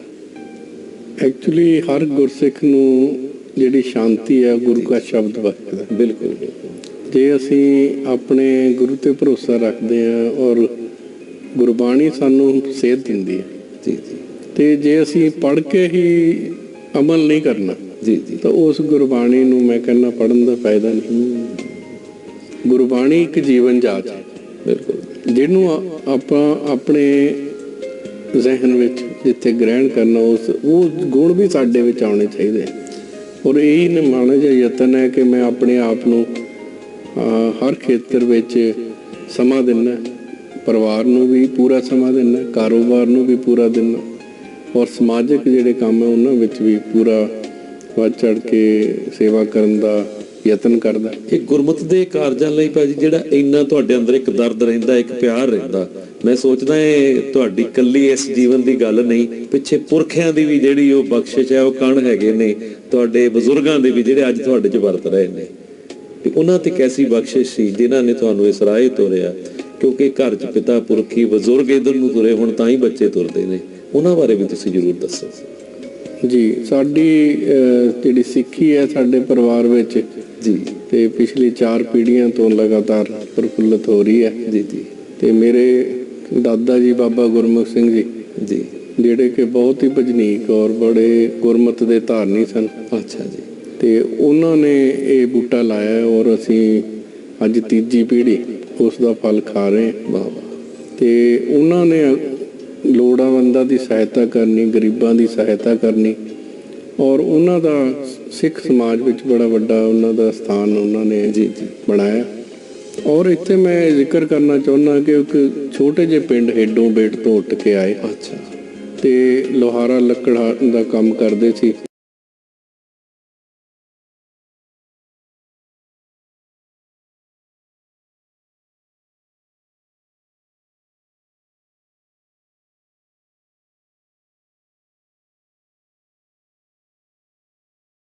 ਉੱਠ ਕੇ ਆਏ। ਅੱਛਾ। ਤੇ ਲੋਹਾਰਾ ਲੱਕੜ ਦਾ ਕੰਮ ਕਰਦੇ ਸੀ। ਹਾਂ। ਤੇ ਛੋਟਾ ਜਿਹਾ ਇੱਕ ਕਾਰੋਬਾਰ ਐਸਟੈਬਲਿਸ਼ ਕੀਤਾ ਲੁਧਿਆਣੇ ਵਿੱਚ ਤੇ 1938 ਤੋਂ ਸਾਡਾ ਪਰਿਵਾਰ ਲੁਧਿਆਣੇ ਰਹਿ ਰਿਹਾ। ਤੇ ਮੇਰੇ ਪਿਤਾ ਜੀ ਗਿਆਨੀ ਭਗਤ ਸਿੰਘ ਜੀ ਤੇ ਹੋਰ ਭਰਾਵਾਂ ਦੇ ਸਹਿਯੋਗ ਨਾਲ ਸਰਦਾਰ ਮਦਨ ਸਿੰਘ ਜੀ, ਸਰਦਾਰ ਜਗਤ ਸਿੰਘ ਜੀ, ਸਰਦਾਰ ਕਿਰਪਾਲ ਸਿੰਘ ਜੀ, ਸਰਦਾਰ ਮੋਹਨ ਸਿੰਘ ਜੀ, 5 ਭਰਾਵਾਂ ਨੇ ਮਿਲ ਕੇ ਜਿਹੜਾ ਕਾਰੋਬਾਰ ਜਿਸ ਦਾ ਨਾਂ ਗੁਰਮੁਖ ਸਿੰਘ ਐਂਡ ਸੰਸ ਹੁੰਦਾ ਸੀ। ਹਾਂਜੀ। ਤੇ ਉਸ ਤੋਂ ਬਾਅਦ GS ਆਟੋ ਇੰਟਰਨੈਸ਼ਨਲ ਬਣੀ, ਜੀ GS ਰੇਡੀਏਟਰਸ ਬਣੀ, ਉਸ ਤੋਂ ਬਾਅਦ ਅਕਾਲ ਸਪਰਿੰਗ ਬਣੀ। ਤੋਂ ਇਹ ਪਰਿਵਾਰ ਦੇ ਜਿਹੜੇ ਜਿੱਥੇ ਕਾਰੋਬਾਰੀ ਸ਼ਾਖਾਵਾਂ ਵਧੀਆਂ ਉਸ ਦੇ ਨਾਲ ਪਰਮਾਤਮਾ ਨੇ ਦਸਵੰਧ ਕੱਢਣ ਦੀ ਦਾਤ ਵੀ ਬਖਸ਼ੀ ਕਿ ਜਿੱਥੇ ਤੁਸੀਂ ਕਾਰੋਬਾਰ ਵਧਾਉਣਾ ਹੈ ਉੱਥੇ ਉਹਦੇ ਵਿੱਚ ਆਪਣਾ ਜਿਹੜਾ ਦਸਵੰਧ ਵੀ ਕੱਢਣਾ ਹੈ ਔਰ ਉਹ ਧਾਰਮਿਕ ਖੇਤਰ ਵਿੱਚ ਜਾਂ ਸਿੱਖਿਆ ਦੇ ਖੇਤਰ ਵਿੱਚ ਹੀ ਲਾਉਣਾ ਹੈ। ਬੜੀ ਬਖਸ਼ਿਸ਼ ਤੁਹਾਡੇ ਬਜ਼ੁਰਗਾਂ ਤੇ ਸਾਰਿਆਂ ਤੇ, ਪਿਤਾ ਜੀ ਤੇ ਵੀ ਮੈਨੂੰ ਪਤਾ ਵੀ ਉਹ ਹਰੇਕ ਹਫ਼ਤੇ ਕੋਈ ਨਾ ਕੋਈ ਚੰਗਾ ਕੀਰਤਨੀਆ ਸਾਧਦੇ ਸੀ ਤੇ ਗੁਰਦੁਆਰੇ ਪ੍ਰੋਗਰਾਮ ਹੁੰਦਾ ਸੀ। ਜੀ ਜੀ। ਮੈਂ ਉਦੋਂ ਛੋਟਾ ਹੁੰਦਾ ਸੀ, ਤਬਲਾ ਵਜਾਉਂਦਾ ਸੀ, ਕਦੀ ਭਾਈ ਬਖਸ਼ੀਸ਼ ਸਿੰਘ ਨਾਲ, ਸਾਬਰ ਸਾਹਿਬ ਨਾਲ, ਹਰੇਕ ਹਫ਼ਤੇ ਇੱਕ ਜਥਾ ਸੱਦਣਾ, ਉਹਨਾਂ ਨੇ ਚੌਂਕੜਾ ਮਾਰ ਕੇ ਸਾਹਮਣੇ ਬਹਿ ਜਾਣਾ, ਕੀਰਤਨ ਸੁਣਨਾ। ਤੇ ਉਹ ਜਿਹੜੀਆਂ ਬਖਸ਼ਾਂ ਨੇ ਬਜ਼ੁਰਗਾਂ ਦੀਆਂ ਉਹ ਅੱਜ ਤੁਹਾਡੇ ਤੁਸੀਂ ਵਰਤ ਰਹੀਆਂ ਨੇ।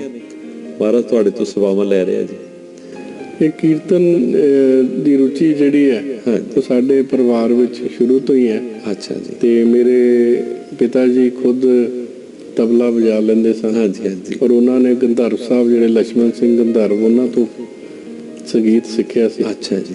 ਤੇ ਦਾਸ ਨੇ ਵੀ ਤਬਲਾ ਸਿੱਖਿਆ ਸੀ ਥੋੜੀ ਦੇਰ। ਅੱਛਾ। ਤੇ ਮੇਰੀਆਂ 2 ਭੈਣਾਂ ਨੇ MA ਮਿਊਜ਼ਿਕ ਕੀਤੀ ਹੋਈ ਹੈ, ਉਹ ਖੁਦ ਕੀਰਤਨ ਕਰਦੀਆਂ।